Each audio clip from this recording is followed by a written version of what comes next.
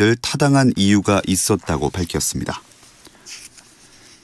인천지검은 6일 지방선거에 국민의힘 인천시장 경선 후보인 안상수 전 의원에 대해 공직선거법 위반 혐의로 구속영장을 청구했습니다. 오늘 오후 구속영장 실질심사를 위해 인천지법에 들어선 안 전 의원은 선거법 위반이라고 들었으나 정확한 것은 잘 모르겠다며 선거법 위반 혐의에 대해 동의하지 않는다고 말했습니다. 오늘은 전국이 대체로 흐린 가운데 제주도에는 밤까지 10에서 40mm의 비가 더 내리겠습니다. 경북 울릉도와 독도, 전남 거문도와 초도, 제주 추자도에는 강풍주의보가 발효돼 있습니다. 거센 동풍이 불고 있는 강원 영동과 경북 동해안은 낮 기온이 10도 안팎까지 떨어져 쌀쌀한 날씨가 이어지고 있습니다. KBS 제1라디오 5시 뉴스를 마칩니다. 지금까지 아나운서 김종현이었습니다. KBS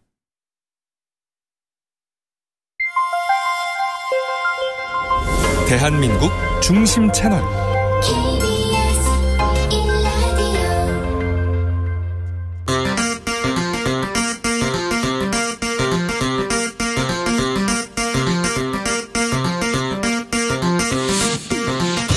주진우 라이브.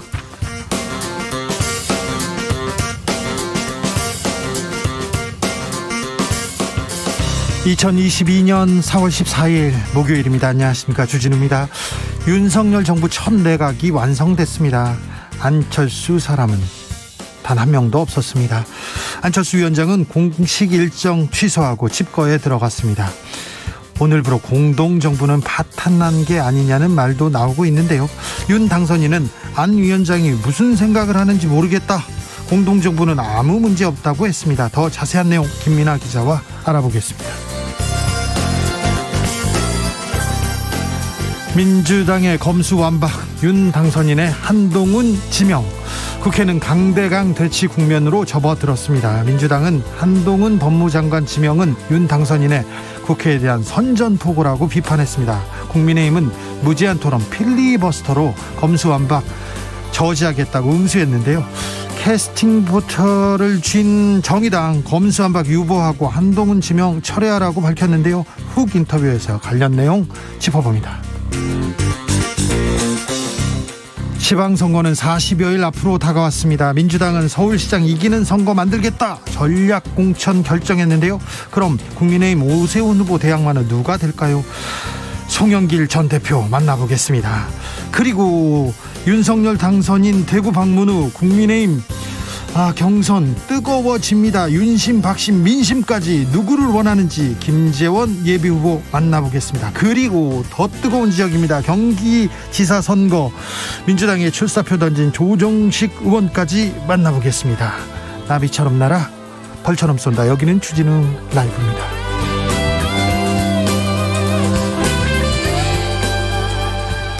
오늘도 자중자애, 겸손하고 진정성 있게 여러분과 함께 하겠습니다. 윤석열 정부의 첫 내각 완성됐습니다. 아직 다 그분들이 임명될지는 모르겠습니다만 한덕수 국무총리 후보자 시작으로 장관 18명 발표했습니다. 후보들 어떻게 보셨습니까? 한동훈만 보여요? 그래요? 관심이 있는 후보는 누굽니까? 어떤 당부말 하고 싶으십니까? 청문회에서 이런 질문도 해주세요. 이거는 꼭 검증하고 넘어가 주세요. 네, 그런 생각 있으시면 열로 보내주십시오. 샵9730, 짧은 문자 50원, 긴 문자 100원입니다. 콩으로 보내시면 무료입니다. 그럼 주진우 라이브 시작하겠습니다.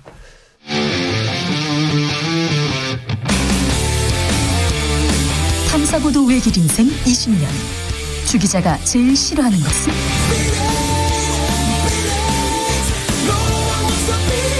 이 세상에서 비리와 부리가 사라지는 그날까지, 오늘도 흔들림 없이 주진우 라이브와 함께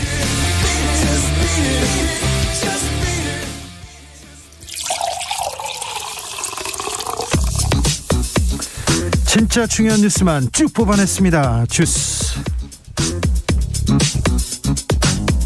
정상근 기자, 어서 오세요. 네, 안녕하십니까. 어제 방송에서 저희가 말씀드렸죠.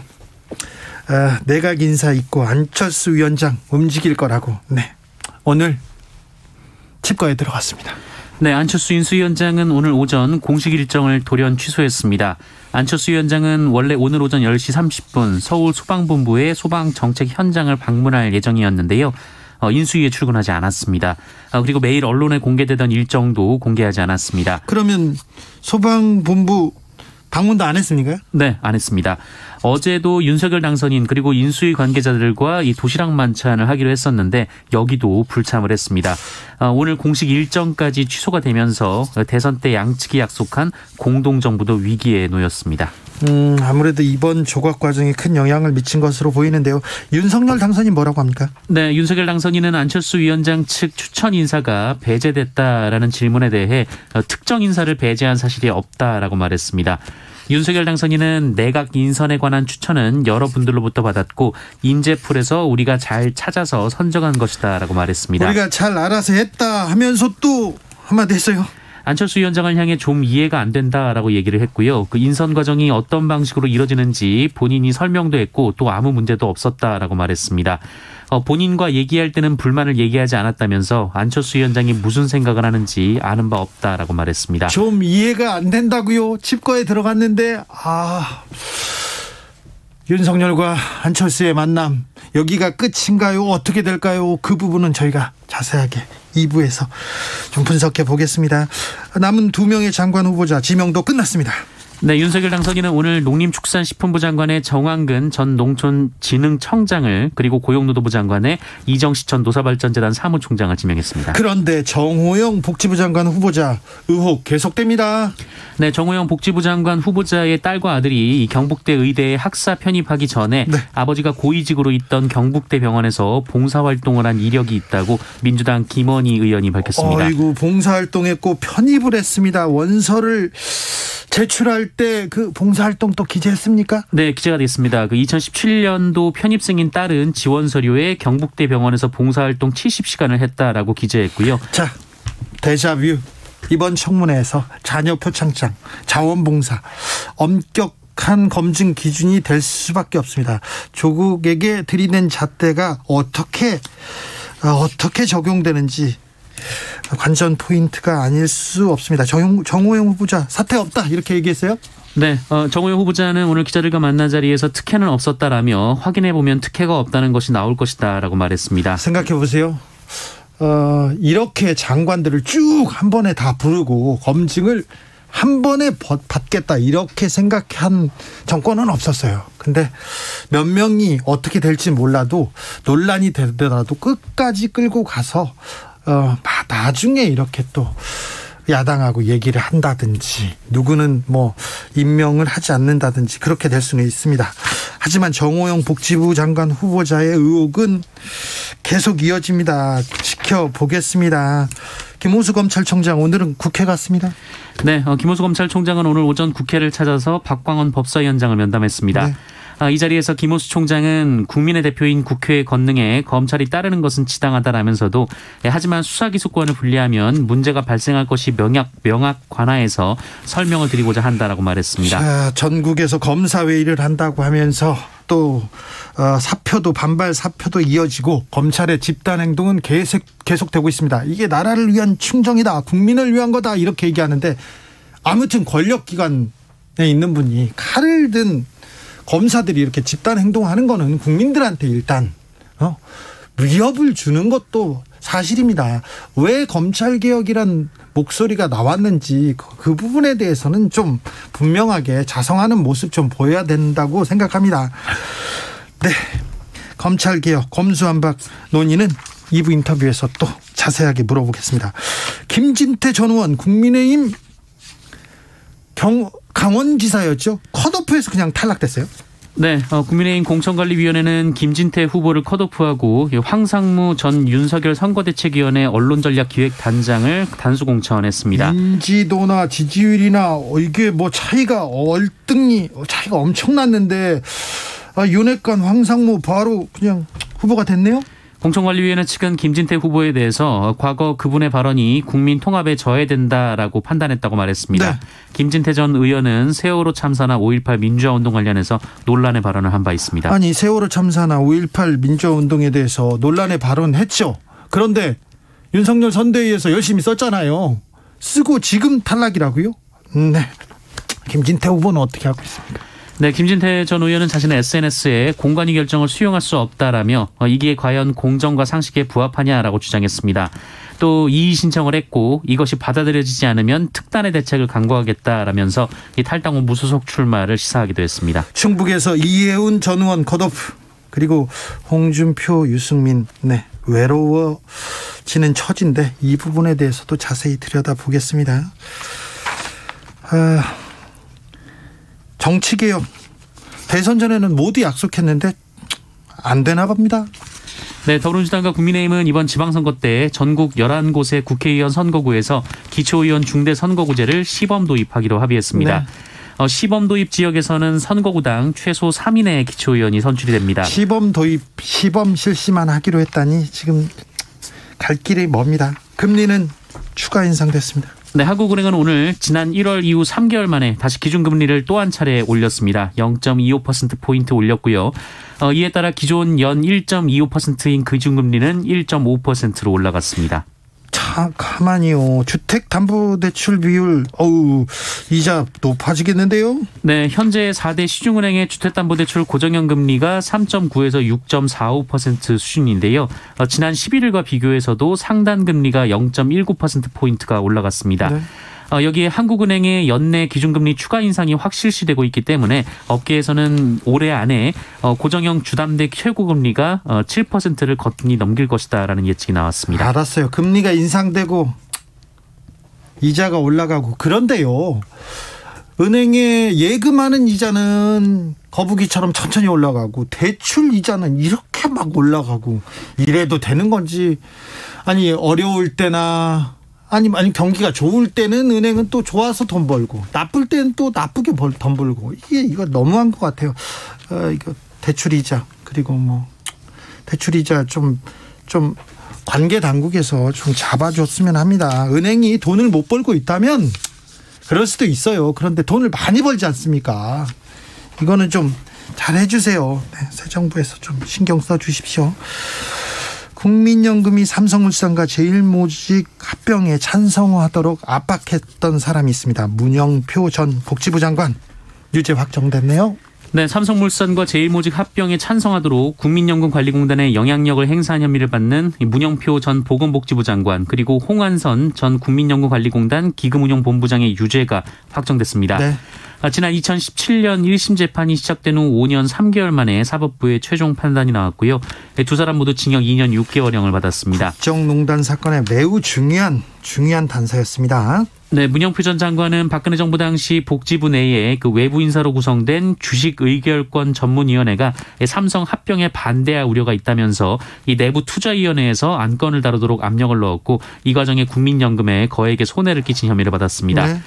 이 두 사람의 사건 유죄 판결로 마무리가 되면서 이 박근혜 정부 국정농단 사건 중에서는 이 문학의 블랙리스트 사건으로 기소된 김기춘 전 대통령 비서실장, 그리고 조윤선 전 청와대 정무수석의 파기환송심만 남게 됐습니다. 국민연금은 국민의 노후자금 아닙니까? 세금으로 이렇게 쌓아놓은 돈이었는데 우리 공무원들, 우리 장관, 그리고 국민연금관리공단 기금운용본부장, 그러니까 국민연금 그 돈을 쓰는 사람입니다. 이분들이 삼성을 위해서, 삼성 아니죠, 이재용 부회장을 위해서 플랜 B는 없다, 그냥 하세요. 그러니까 네 알겠습니다, 입장을 바꿨었습니다.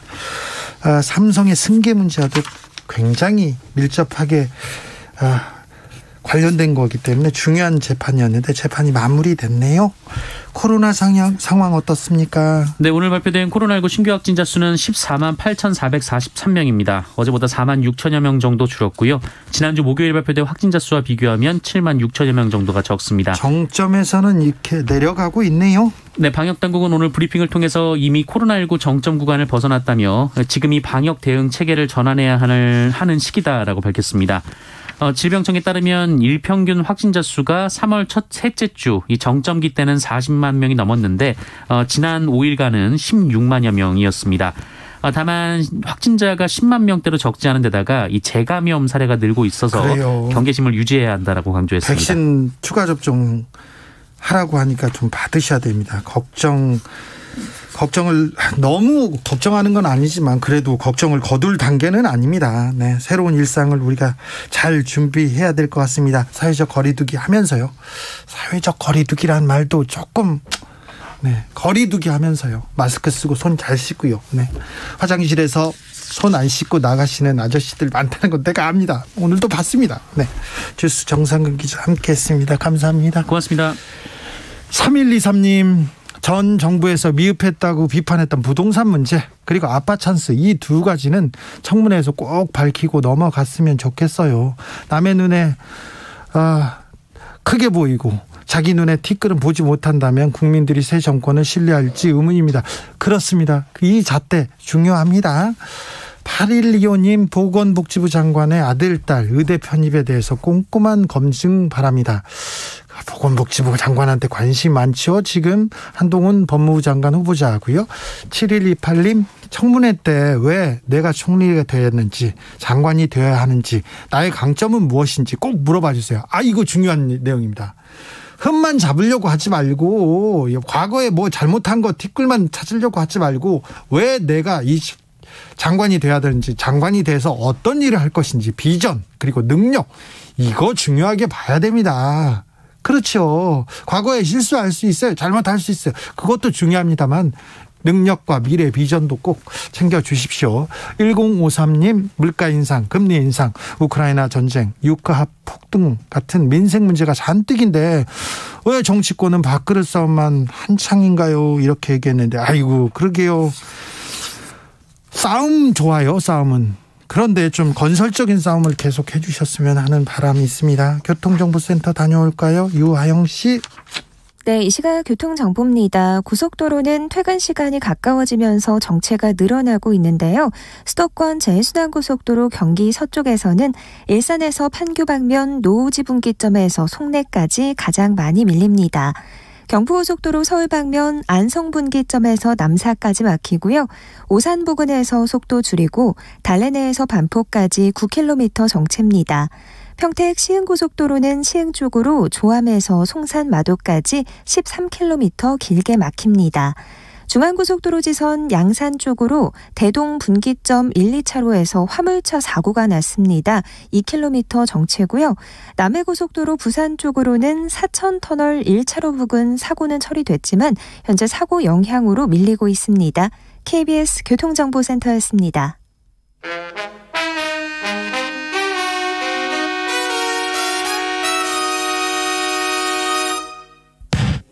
주진우 라이브 애청자 인증 퀴즈. 쥬라를 처음부터 끝까지 잘 듣기만 하면 선물이 팡팡. 여러분이 쥬라를 얼마나 사랑하는지 확인해보기 위해 애청자 인증 퀴즈를 준비해보았습니다. 지난 방송 중 한 부분을 짧게 들려드릴 텐데요. 잘 듣고 뻐꾸기 소리에 가려진 단어를 맞춰주시면 됩니다. 그럼 문제 드릴게요. 2022년 4월 13일 수요일 정치연구소 코너에서 장성철 대구 카톨릭대 교수가 한 말입니다.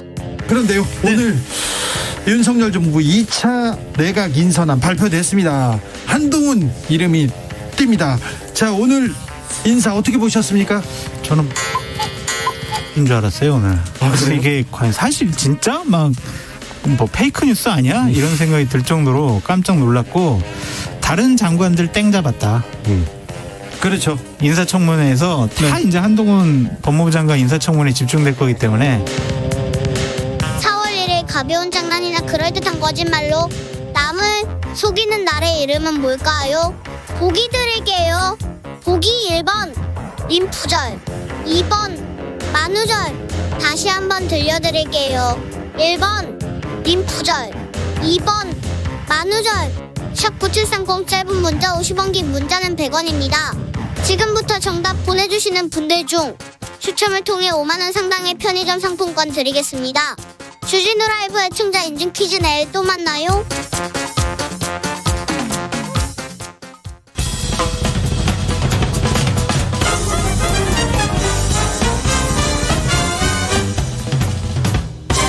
훅 인터뷰. 모두를 위한 모두를 향한 모두의 궁금증 흑 인터뷰. 40여일 앞으로 다가온 지방선거 더 뜨거워지고 있는데요. 출사표 던진 후보들 차례로 만나보겠습니다. 먼저 대구로 갑니다. 국민의힘 대구시장 3파전인데 가장 치열합니다. 홍준표, 유영아 그리고 김재원까지 윤심과 박심 그리고 대구 민심은 누굴 보고 있을까요? 물어보겠습니다. 김재원 국민의힘 예비후보 안녕하세요. 안녕하세요. 네, 잘 지내세요? 잘 있습니다. 바쁘시죠? 선거판은 다 그렇죠. 대구 어때요? 바닥이? 지금 뭐 중앙 언론에서 많이 보도를 하고 있어서 네. 지방선거에 대한 관심은 뜨거워지고 있는데 네. 결국에 이제 누가 대구시장의 가장 책임자인가 또 윤석열 정부가 이제 출범하기 때문에 윤석열 대통령과 호흡을 맞춰가면서 대구 발전을 이끌 대구시장감이 누구인가에 대해서 관심이 점점 고조되고 있고요. 네. 그런 의미에서 이제 곧 경선이 있게 되는데 그 과정에는 가장 적임자를 선출할 수 있으리라고 생각하고 있습니다. 윤석열 당선인 선거 때 제일 많이 도우신 분 중에 한 분이니까 최근에도 보셨어요? 이번에 그 대구 당선인이 대구를 방문하셨는데요. 네. 제가 그 서문시장에서 만나 뵙고 그리고 이제 동성로 거리에서 다시 만나 뵙습니다. 네. 무슨 얘기 나누셨어요? 긴 이야기를 할 수는 없었고요. 네. 선거 잘하고 있는가라고 물으셨고 예. 열심히 하고 있다고 답했습니다. 윤석열 당선인이 대구 내려가서 박근혜 전 대통령 만났어요. 네. 만났는데 그 영상 보면 꼭 유영아 후보가 옆에서 계속 보이더라고요. 어떠셨어요? 네. 이제 당연히 그 안내를 해야 되니까 또 안내자의 역할을 맡으신 분이니까 그 옆에 있게 되는 건 당연하죠. 그리고 나서 윤석열 당선인하고 박근혜 전 대통령 만나고 나서 좀 대구의 공기가 좀 바뀌었습니까? 그렇죠. 아직까지 그런 김새는 저는 제대로 느끼지 못하고 있습니다. 네. 자, 근데 김재원 하면 박근혜 가장 핵심 측근이었고요. 아주 오랫동안 법적으로 또 집안일이든 뭐든 이렇게 챙기던 친박 중에 친박이었어요. 그런데 박근혜 전 대통령이 나오자마자 어려웠을 때 나를 도와준 유영아 변호사 좀 도와줘라 이렇게 메시지 냈을 때 좀 서운하고 그러진 않던가요? 아니 서운한 게 아니고 이제 박근혜 전 대통령이 그 탄핵 그 재판을 받고 또 이제 검찰 수사와 재판을 받을 때 유영아 변호사가 변호인 역할을 맡았고 그 이후에도 그 구치소에서 접견을 하면서 그 박근혜 전 대통령을 돌봐드린 것이 사실이거든요. 그런데 이제 그때 저를 포함한 많은 분들은 이제 청와대에서 그 대통령을 보좌하고 있던 당시의 일로 인해서 이른바 국정농단 사건이라고 해서 수사를 받고 재판을 받고 있었죠. 그렇죠. 예, 일부는 또 교도소에 수감도 되었었고요. 네. 그러니까 이제 박근혜 대통령을 직접 돌봐드릴 수 없는 형편이었을 분들도 있고요. 저의 경우에도 제가 수사를 받고 재판을 받느라고 좀 심신이 갈기갈기 찢어질 정도였었고요. 그래서 유영아 변호사님의 역할을 저희들은 하지 못했던 것이 사실입니다. 네, 알겠어요. 김재원 후보가 말문이 막힌 거는 또 처음 듣는 것 같네요. 네. 네. 자, 아닙니다. 홍준표, 김재원, 유영아 3파전입니까? 3명이서 경선 치릅니까? 예, 그렇습니다. 지금 판세 어떻게 보고 계십니까? 아무래도 이제 홍준표 후보는 조금씩 떨어지는 추세이고요. 네. 유영아는 올라가고 있고.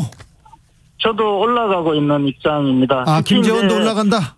홍준표 후보는 아무래도 그동안에 추세를 보면 홍준표 후보는 잘 모르는 분들은 이제 홍준표 후보를 많이 지지하고 홍준표 의원님과 함께 일을 해보거나 잘 아는 분들은 점점 멀어지는 그런 과정이 있기 때문에 이제 국민들 특히 대구 시민들이 홍준표 의원의 그 진면목을 알게 되면 될수록 점점 지지율은 떨어지고 있는 것입니다. 유영아 후보의 경쟁력은요? 글쎄 이제 본인의 경쟁력은 이미 박근혜 측근 본인의 경쟁력이 아니고 박근혜 대통령의 영향력이죠. 네. 예. 그렇죠. 그렇게 봐야 되겠죠. 알겠습니다. 홍준표 후보하고 공개 토론합니까? 이제 곧 그 TV 토론을 하게 되어 있습니다. 네. 홍준표 후보께서 참여하실지는 아직 잘 모르는데요. 어쨌든 19일로 TV 토론이 예정되어 있습니다. 그리고 그 전에 홍준표 후보께서 내놓은 공약이 너무 실현 가능성이 없는 내용들이어서 공약 중에서 가장 중요한 공약 2가지에 대해서 공개 토론을 하자고 제안을 했는데 응하지는 않고 있습니다. 친박, 유영아 그리고 김재원 두 분의 단일화 가능성은 없습니까?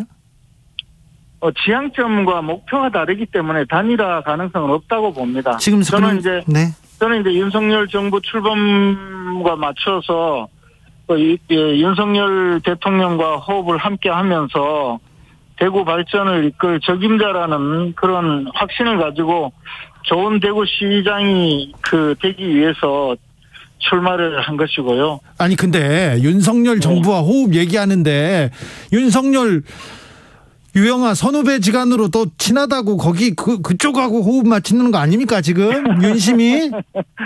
글쎄요. 그건 지켜보시면 아시죠. 알겠습니다. 자, 한동훈 검사를 법무부 장관에 지명했습니다. 어떻게 보셨어요?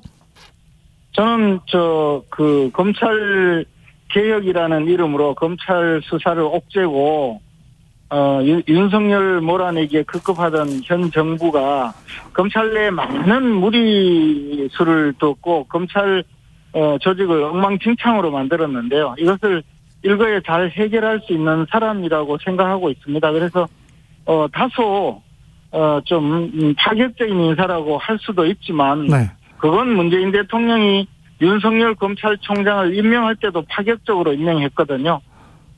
그렇기 때문에 저는 잘된 인사라고 생각하고 있습니다. 윤석열 한동훈 검사가 수사 열심히 했는데 김재원 후보 수사도 열심히 했어요. 맞습니다. 한동훈 검사가 저를 수사했고 윤석열 검사장이 지휘를 했죠. 아니 그런데 지금 무죄 판결을 받았고요. 그런데 잘된 인사라고 하고 계세요? 그건 다 지나간 일이고 또 검사로서 자신의 소임을 다한 일이기 때문에 제가 그것을 가지고 크게 거론하고 싶지는 않습니다. 아 그래요? 네.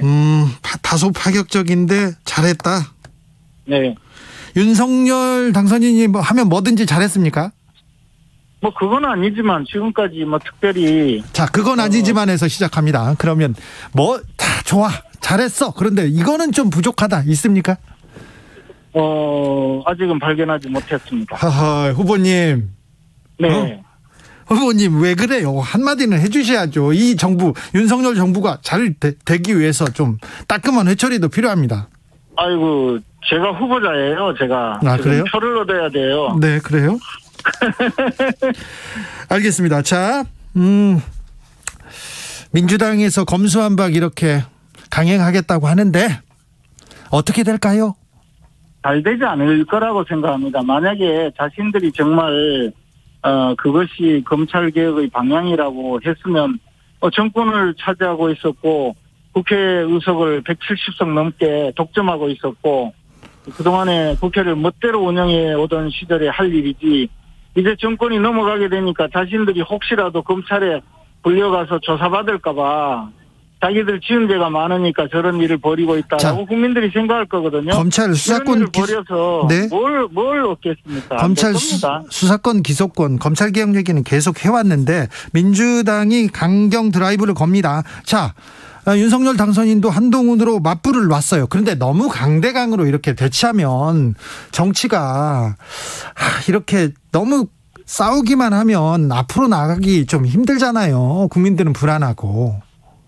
그렇죠. 그러니까 이 일을 저지른 거는 온전히 민주당이죠. 민주당이 이런 일을 벌여서 수의 힘으로 밀어붙이려고 하는데 역시 잘 되지 않을 겁니다. 네. 이것이 역사 발전의 하나의 방향에서 본다면 네. 자신들의 그 지은 죄를 자신들의 지은 죄가 혹시 들통날까봐 그래서 수사를 못하게 막으려는 네. 불순한 시도로밖에 보이지 않거든요. 어떻게 성공하겠습니까? 이해운, 김진태 컷오프 어떻게 생각하세요? 가슴 아프게 생각합니다. 그렇죠. 약간. 네. 네. 그리고 김은혜 경기지사 출마, 그리고 네, 저쪽에 또 다른 강원도 황상무 네. 후보 말씀하시려고 하시죠? 네. 어떻게 보세요? 뭐 그분들이 모두 훌륭한 분이라고 생각을 하고요. 네. 저도 거기에 포함됐으면 더 좋겠다는 생각도 합니다. 알겠습니다. 자, 김재원이 대구시장이 되면 어떻게 달라진다? 마지막으로 부탁드리겠습니다. 저는 그 대구가 지금까지 기업 활동이 그렇게 활발하지 못해서 쇠락하는 도시로 전락하고 말았는데요. 모든 기업들이 대구가 가장 사업하기 좋은 곳이라고 여기고 기업이 몰려들어서 대구가 활기가 넘치고 경제가 다시 쌩쌩하게 돌아가는 대구로 만들고 싶습니다. 네, 알겠습니다. 대구시장 되시고 보겠습니다. 고맙습니다. 김재원 국민의힘 대구시장 예비후보였습니다. 나비처럼 날아 벌처럼 쏜다. 주진우 라이브.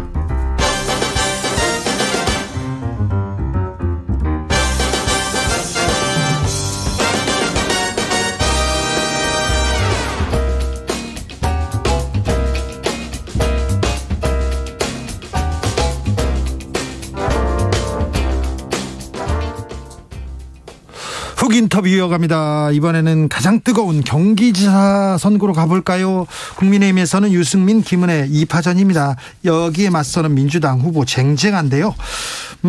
조정식이 있습니다. 조정식, 조용하지만 강합니다. 또 신사고요. 그리고 내실 어마어마한데 최근에 김은혜 후보를 향해서 철의 여인이 되기 전에 철부터 들어라 이런 얘기도 하셨어요. 만나보겠습니다. 조정식 민주당 경기지사 예비후보 안녕하세요. 네네, 안녕하십니까, 조정식입니다. 반갑습니다. 네. 후보님은 다 좋은데 네. 실력도 뭐 경력도 내공도 인품도 다 훌륭한데 네, 고맙습니다. 포장을 잘못하세요. 네네네.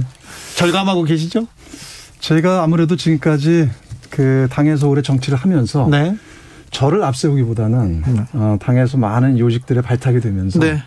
좀 선당 후사 네. 또 지난 이 정신에 따라서 좀 성과를 내고 네. 또 그런 역할들을 해왔었고 또 지난 대통령 선거 때도 네. 또 이재명 후보의 경선 때부터 총괄 본부장을 하면서 네, 초반부터 네네 대선 승리에 좀 제가 집중을 해왔습니다. 네. 네, 그러다 보니까 아무래도 제 정치에 대해서 제가 좀 충분히 하지 못한 것이 있었고 네. 이번에 경기도지사 출마하면서 네. 이제 제가 저의 목소리와 를 제대로 내고 그다음에 저의 진면목들이 지금 많이 알려지고 있다고 생각을 합니다. 네. 네. 목소리가 일단 좋습니다. 자, 경기도지사에 대해서는 고민을 오래 하셨죠? 비전을 많이 준비하셨죠? 네네네, 그렇습니다. 네. 근데 출마해야 되겠다. 마음먹은 계기는요? 이번 6월 1일 지방선거는 좀 특별히 남다른 의미가 있다고 봅니다. 네. 크게 두 가지 말씀을 드리고 싶은데, 지금 정권 출범 전부터 네. 지금 윤석열 인수위와 당선자가 보이는 행태를 보면 네. 오만과 불통 그리고 바로 또 검찰공화국을 선포하고 있지 않습니까? 네. 그래서 이 초반에 윤석열 정권을 반드시 견제해야 되는 선거다. 네. 이번에 견제하지 못하면 아마 일방독주로 가게 될 겁니다. 네. 나라와 국민이 불행해질 수 있다고 저는 보거든요. 예. 그런 데서 지방선거 승리의 바로미터가 바로 이번 경기도다. 네. 그래서 여기에 반드시 승리를 해야 된다. 저를 여기에 던지기로 했고요. 예.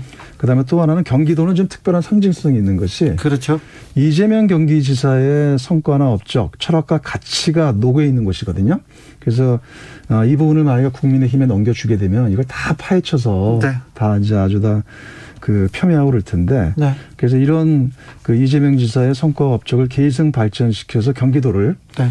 정치 1번지 경제 1번지로 키워가야 됩니다. 네. 또 그렇게 하는 데서 제가 가장 경기도를 잘 알고 많은 국정 경험들을 쌓으면서 네.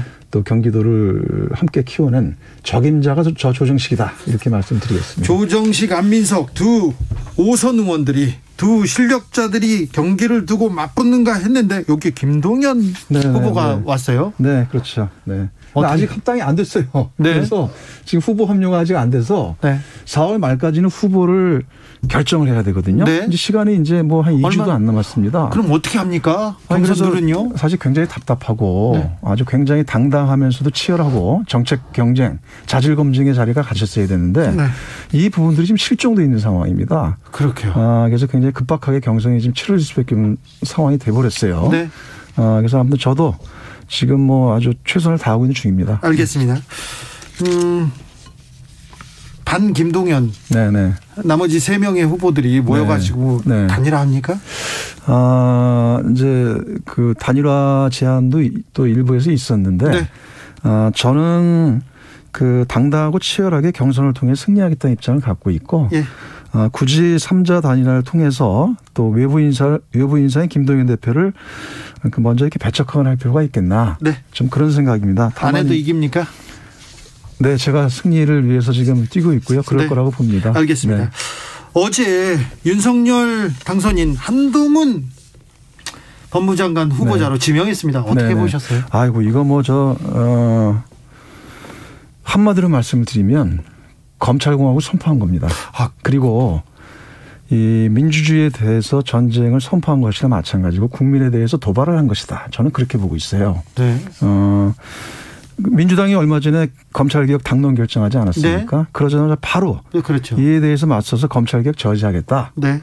이에 대한 그 선포를 한 것이나 마찬가지고 제가 또 심각하게 생각을 하는 것은 지금 한동훈 지명자가 윤석열 당선자의 최측근이잖아요. 그렇죠. 가장 믿는 사람이라면서요. 네, 그런데다가 또 지금 공수처에 고발사건 사주. 네. 거기에 대한 피의자 대상이 돼 있어요. 네. 그런데 이런 사람을 지명한 것은 말 그대로 민주주의와 국민에 대한 도발이죠. 그래서 이거는 단순하게 민주당 지지자뿐만 아니라 많은 국민들도 지금 분노하고 계시다 이렇게 보고 있고요. 당초에 한동훈에 대해서는 중앙지검장 가지 않겠냐 관측이 많았어요.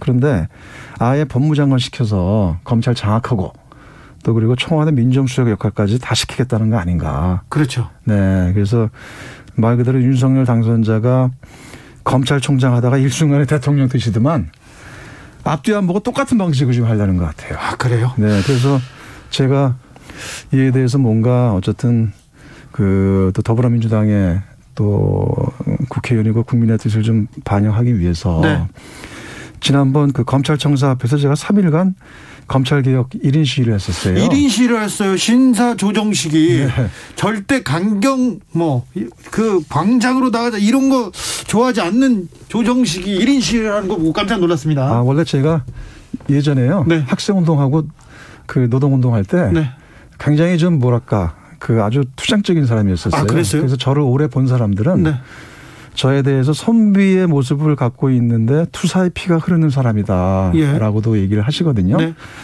그래서 내일 아침에 지금 한동훈 지명 철회 1인 시위를 지금 나설 생각을 갖고 있습니다. 어디에서요? 장소를 지금 고민을 하고 있는데 아무래도 인수위 앞에 가서 해야 되지 않나 이런 생각을 하고 있습니다. 한동훈 지명 철회를 위해서 조정식은 1인 시위에 나선다고요? 네, 지금은 그래서 제가 뭐 당의 5선 중진 정치이긴 한데 지금은 그런 선수를 따질 때가 아니고 지금은 행동을 해야 될 때다.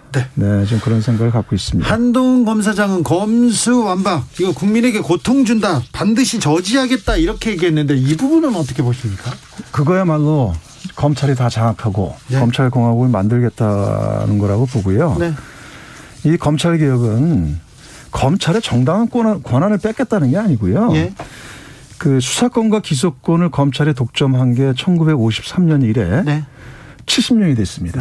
그동안에 이 보인 행태들을 보면 거의 무소불위의 수사 기소권을 갖고 독점하면서 선택적 수사와 기소를 하거나 친검무죄, 반검무죄의 그런 행태를 보였거든요. 네. 근데 이거를 정상적으로 이제 돌려야 된다는 겁니다. 예. 제가 그 2019년에 제가 여당 정책위장 할 때 네. 그때 조국 전 장관과 함께 검찰개 1단계를 제가 했어요. 예. 그때가 검경 수사권 분리와 네. 공수처 설치를 했거든요. 네. 그리고 그 이후에 이제 이 수사권과 기소권에 대한 독점 폐해를 막기 위해서 네. 검찰 개혁을 이제 매듭짓자는 겁니다. 네. 말 그대로 검찰을 정상화하자는 거예요. 저기 국민의힘에서는 아니 그때 하지 왜 지금 이제 정권 바뀌고 이제 얘네들 수사 받을까봐 지금 무서워서 하는 거지 이렇게 얘기합니다. 아이고 그건 저 천만의 말씀이고요. 그거는 뭐 또 뭐 한간에는 뭐 그저 국민의힘에서 뭐 대선 불복이다. 네. 또는 뭐 이재명 지키기다. 뭐 이런 얘기를 하잖아요. 예. 근데 그거야말로 그 뻑하면 대선 불복 프레임을 갖다가 씌워가지고 자기들이 검찰을 자기 마음대로 부리겠다는 그런 거나 마찬가지라고 봅니다. 네. 예를 들자면은 검찰의 수사권을 이제 분리를 해서 하게 되면 경찰로 가는 거거든요. 네. 필요한 수사들은 경찰을 제대로 잘 만들어 수사하면 되는 거예요. 예. 그 얘기는 거꾸로 뒤집자면은 검찰 권력을 사유화하고 검찰 권력을 통해서 이재명과 문재인을 비롯한 민주진보 진영을 자기들 손아귀에 계속 잡고 가겠다. 이런 얘기나 마찬가지거든요. 네. 뭐 경찰이 또 수사를 하는데 경찰도 또 행안부 장관 후보자도 윤석열 당선인하고의 네. 막역한 후배입니다. 네네. 자, 근데요, 경찰 비대화 걱정된다. 네네. 그리고 대안이 부족하고 공론도 좀 부족했다. 네. 민변이나 참여연대 그런 그 검찰 개혁을 주창해온 단체에서도 좀 너무 서두른다 이런 얘기가 나오는 거는 민주당이 조금 해명해야 될 것 같습니다. 네, 어쨌든 뭐. 가장 좋기로는 지난번에 2019년에 1단계 개혁하고 네. 그 이후에 이제 같이 착수했으면 좋았는데 네. 검찰 1단계 개혁하고 그 기간까지 뭔가 좀 이제 그걸 다시 좀 정착시키는 기간들이 필요했고요. 네.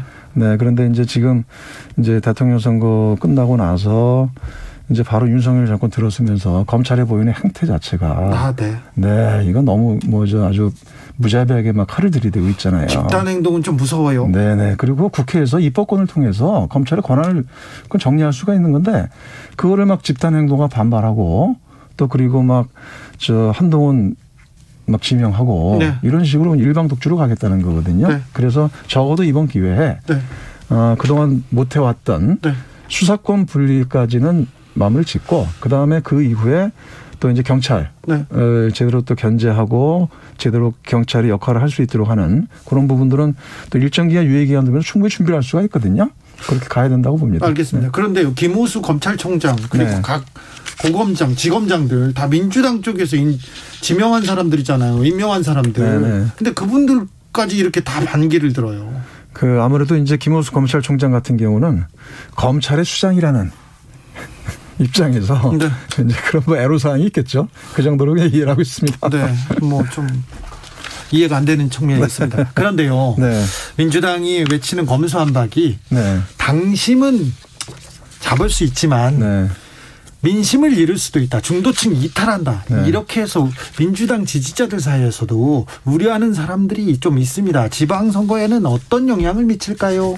근데 그런 우려는 지금 많이 좀 이제 해소가 된 것 같습니다. 해소되고 있습니까? 네네. 한동훈 지명으로? 특히나 한동훈 지명됨으로 인해서 그런 분노와 공분들이 더 일어나고 있고 예. 그리고 저희가 사실 가장 우려하는 거는 지방선거가 대통령 선거나 총선에 비해서 투표율이 낮아요. 네. 10% 이상 낮거든요. 네. 이제 그런 속에서 지금 검찰 개혁에 대해서 많은 이제 공감대가 넓혀가고 있는데 네. 그 부분을 제대로 못했을 경우에 네.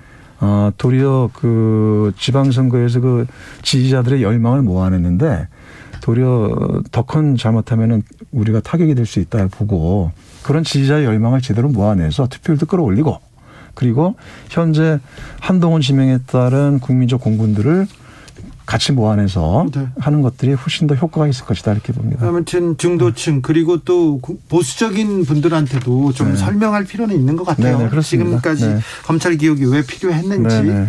자, 그런데요. 국민의힘에서는 누가 될 것 같습니까? 지금 현재를 보면 처음에 유승민 아무런 인물이 없다 그래가지고 유승민을 갑자기 차출한 거 아닙니까? 유승민 전 의원은. 그렇죠. 경기도에 아무런 인연을 차출하더니 네. 제가 그때 그런 얘기를 했어요. 유승민 의원의 경기 출마는 윤핵관 예. 독배를 들게 될 것이다. 드는 것이나 마찬가지다. 이렇게 네. 얘기했었거든요. 네. 근데 지금 그러한 양상으로 가고 있어요. 다시 인수위 대변했던 김은혜 의원을 차출하면서. 그렇죠.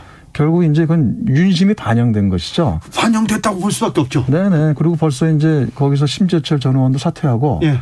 경기도 전체 59개 지역위원회 중에서 50개 이상이 지금 김은혜 전 의원 쪽으로 가고 있다는 거예요. 밀고 있다면서요? 네네네. 그래서 결국은 지금 정부뿐만 아니라 네. 이번 지방선거에서도 윤핵관 체제로서 다 깔겠다. 네. 이런 거고요. 저는 그래서 어쨌든 김은혜 의원이 앞으로 무엇보다 유승민 전 의원도 과연 경기도정과 경기도민의 삶을 책임지기에 적절하지 않다 봤는데 김은혜 의원 또한 마찬가지라고 봐요. 왜요?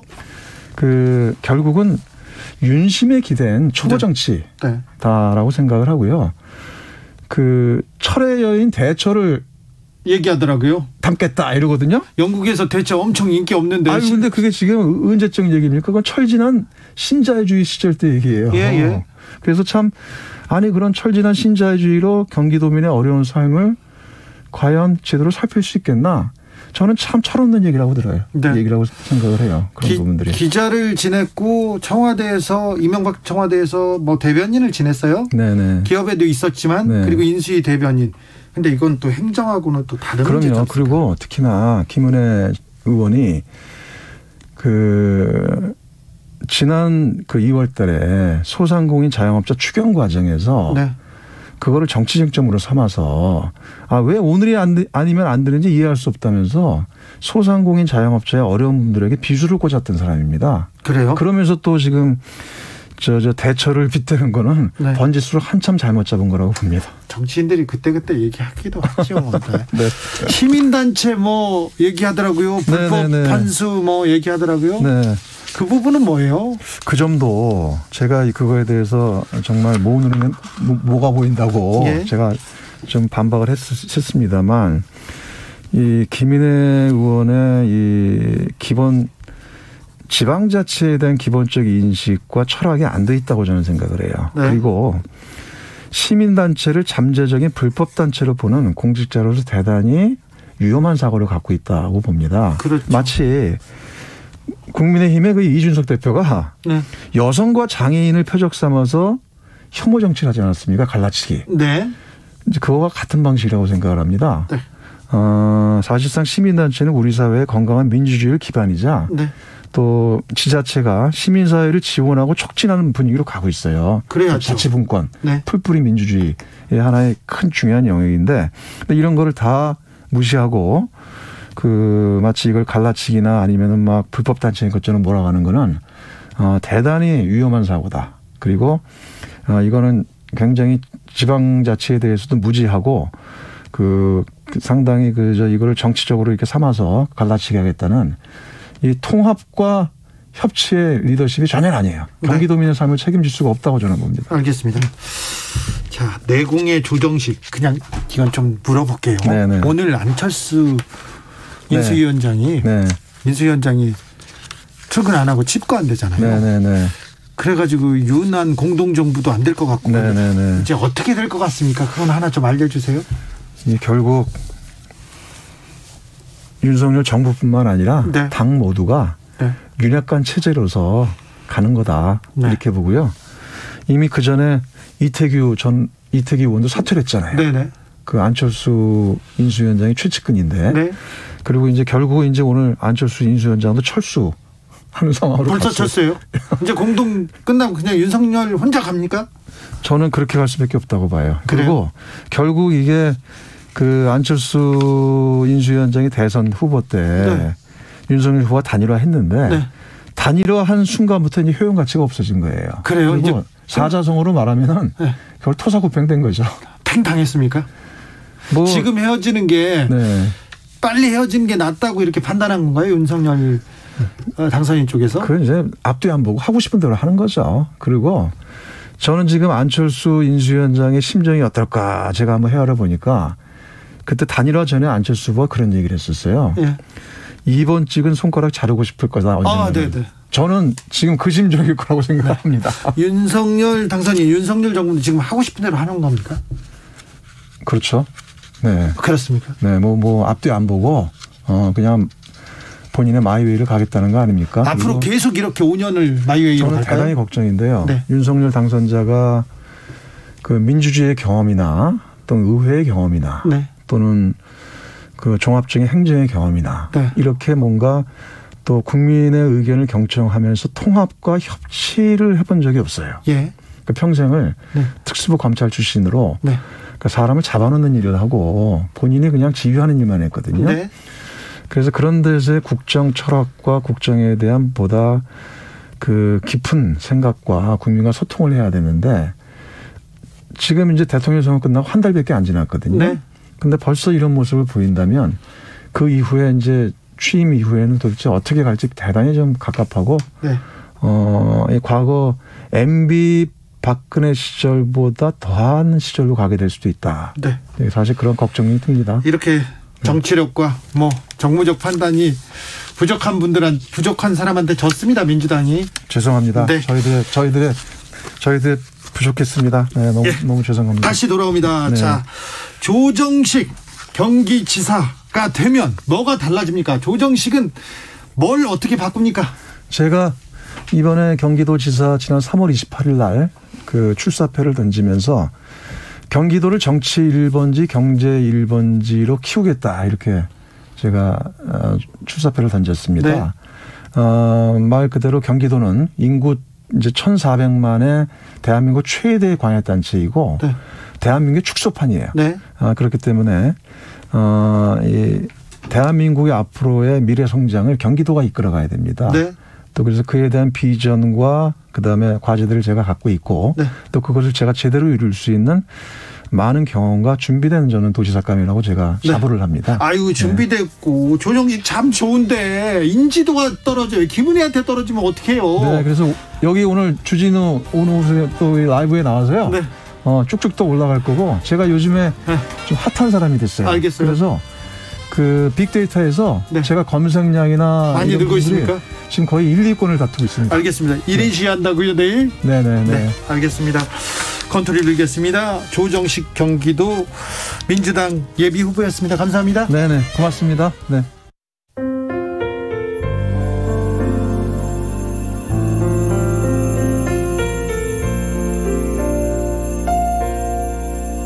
KBS 라디오 연중기획 희망충전 대한민국 477번째 이야기. 안녕하세요. 아나운서 이현주입니다. 16살인 유라에게 할머니가 입버릇처럼 수시로 하는 말이 있습니다. 우리 가족에게는 미래가 없어. 청각장애를 갖고 있는 할아버지와 노안으로 늘 누워서 생활하는 할머니는 유라의 유일한 가족입니다. 40년이 넘은 구옥의 낡은 방 한 칸이 유라네 가족의 안식처인데요. 중학생인 유라는 내 방은 물론이고 자기 책상 한 번 가져본 적이 없습니다. 방 한 구석에 밥상을 펴놓고 불편한 자세로 공부를 하는 건 매일 반복되는 유라의 일상. 할머니의 모진 말과 나아질 기미가 보이지 않는 현실은 밝은 미래를 꿈꾸는 유라를 자꾸만 움츠러들게 만듭니다. 유라네 가족이 더 이상 희망과 멀어지지 않도록 여러분이 따뜻한 기적을 보여주세요.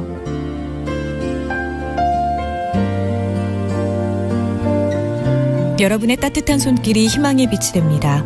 ARS 060-700-1580 060-700-1580 한 통화 3,000원으로 희망을 선물해 주세요. KBS 라디오 연중기획 희망충전 대한민국은 초록우산 어린이재단, 인탑스 주식회사 그리고 청취자 여러분과 함께합니다. ARS 060-700-1580 한 통화 3,000원입니다.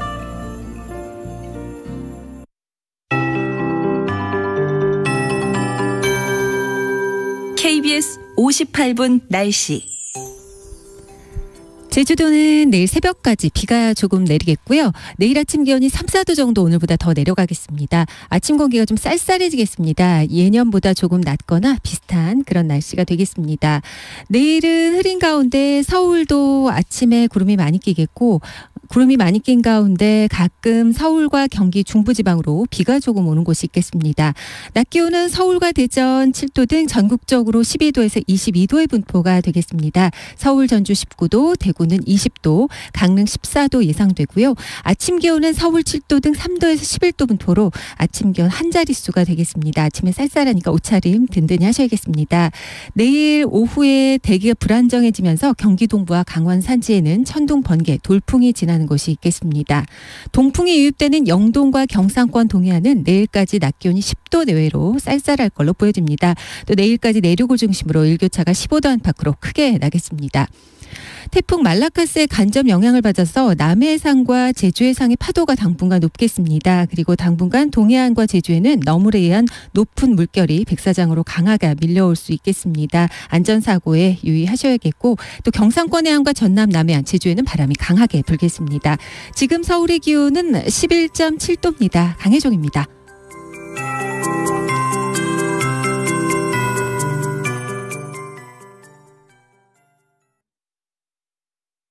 정성을 다하는 국민의 방송 KBS가 6시를 알려드립니다.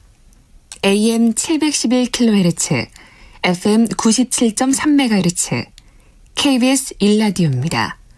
HLKA.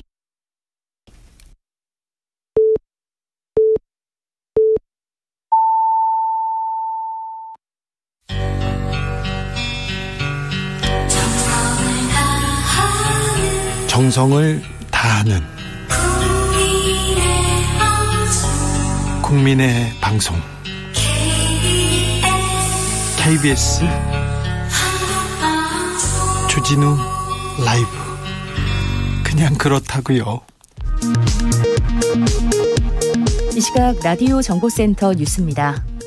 청와대는 오늘 서훈 국가안보실장 주재로 국가안전보장회의 NSC 상임위원회를 열어 정부 교체기와 4월 안보 취약기에 안보 빈틈이 생기지 않도록 대비태세를 점검하고 안보 상황을 면밀히 관리해 나가기로 했습니다.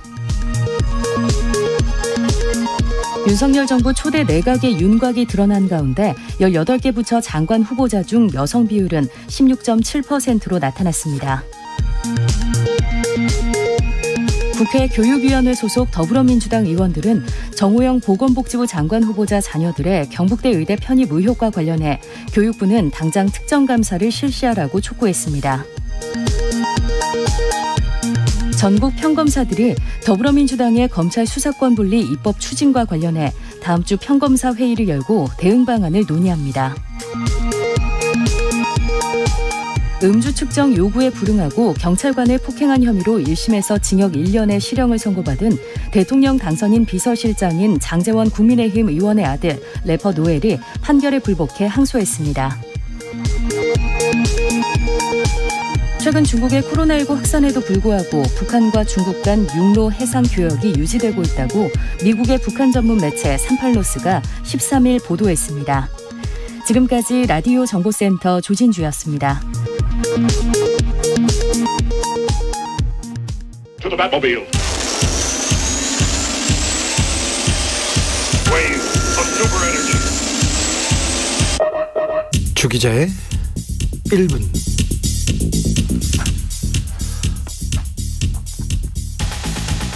능력만 본다면서요. 한동훈만 보여요. 유창한 영어 실력, 글로벌 스탠다드. 아, 그래요?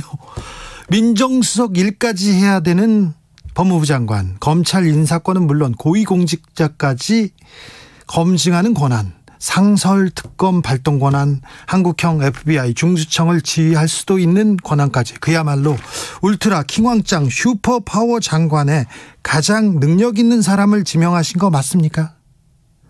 가장 아끼는 동생을 보낸 건 아니죠. 방대한 수사권을 가진 경찰 조직을 총괄하는 행정안전부 장관 이상민 후보자, 충암고 서울대 법대 직계 후배네요. 당선인이 아끼는 동생이라면서요. 윤 당선인께서 지금 검찰과 경찰을 직접 꽉 쥐고 가겠다는 것인지요? 오해라고요? 지도자는 사람 쓰는 것을 보고 그 그릇과 방향성을 평가받는 것이라면서요. 권영세 통일부 장관 후보자, 43년 전부터 영세형이라고 부르는 사이라고요. 연세대 도서관에서 사법시험 공부도 함께 하셨고, 이수정 경기대 교수 남편이랑 함께요. 보건복지부 장관 정호영 후보자, 이분은 40년 된 친구네요. 대구에서 근무할 때는 일주일에 한 번씩 술 마신 절친이라고. 문체부 장관 박보균 후보자, 중앙일보 대기자 시절에 당선인을 노인과 바다의 노인에 비유했던 분이시죠. 윤석열에게 거친 바다, 그의 항해는 외롭다, 투혼으로 낚은 청새치. 대기자는 다릅니다. 제가 다 부끄럽습니다. 당도 절친들이 실세네요. 가득해요. 중마고 권성동 원내대표, 고향 친구 정진석 공관위원장, 대선 때 라이벌이었던 홍준표 유승민 후보에게는 견제구 세게 던지시네요. 유영아 후보는 친한 후배고, 김은혜 인수위 대변인 급파하시고, 이예훈 컷오프, 김진태 컷오프, 윤핵관 황상무 선대위 언론전략기획단장 단수공천, TV토론 때 도움을 많이 주셨다고요? 어쨌든 인사, 대통령의 권한입니다. 공정과 상식에 부합되는 인사 맞는 거죠. 국민만 보고 통합정치하는 거 맞죠? 왜 그런지 잘 모르겠습니다만 저는요, 인사하는 걸 보면 윤석열 후보가 기차 앞자리에 올려놓는 구두발이 떠올라요. 또 정유라 씨도 생각납니다. 돈도 실력이야, 네 부모를 원망해라고 꾸짖으셨던. 인연이 능력인 거 아니죠. 인맥이 의식을 지배하는 거 아니죠. 지금까지 주기자의 1분이었습니다.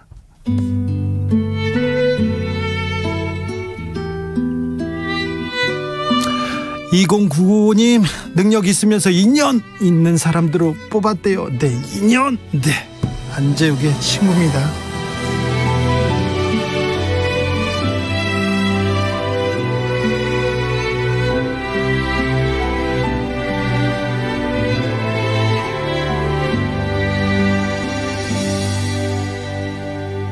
괜스레 힘든 날 턱없이 전화해 말없이 울어도 오래 들어주던 너 늘 곁에 있으니 모르고 지냈어. 고맙고 미안한 마음들, 사랑이 날 떠날 땐 내 어깨를 두드리면 보낼 줄 알아야 시작도 안다고. 얘기하지 않아도 가끔 서운해도 못 믿을 이 세상 너와 난 있잖니.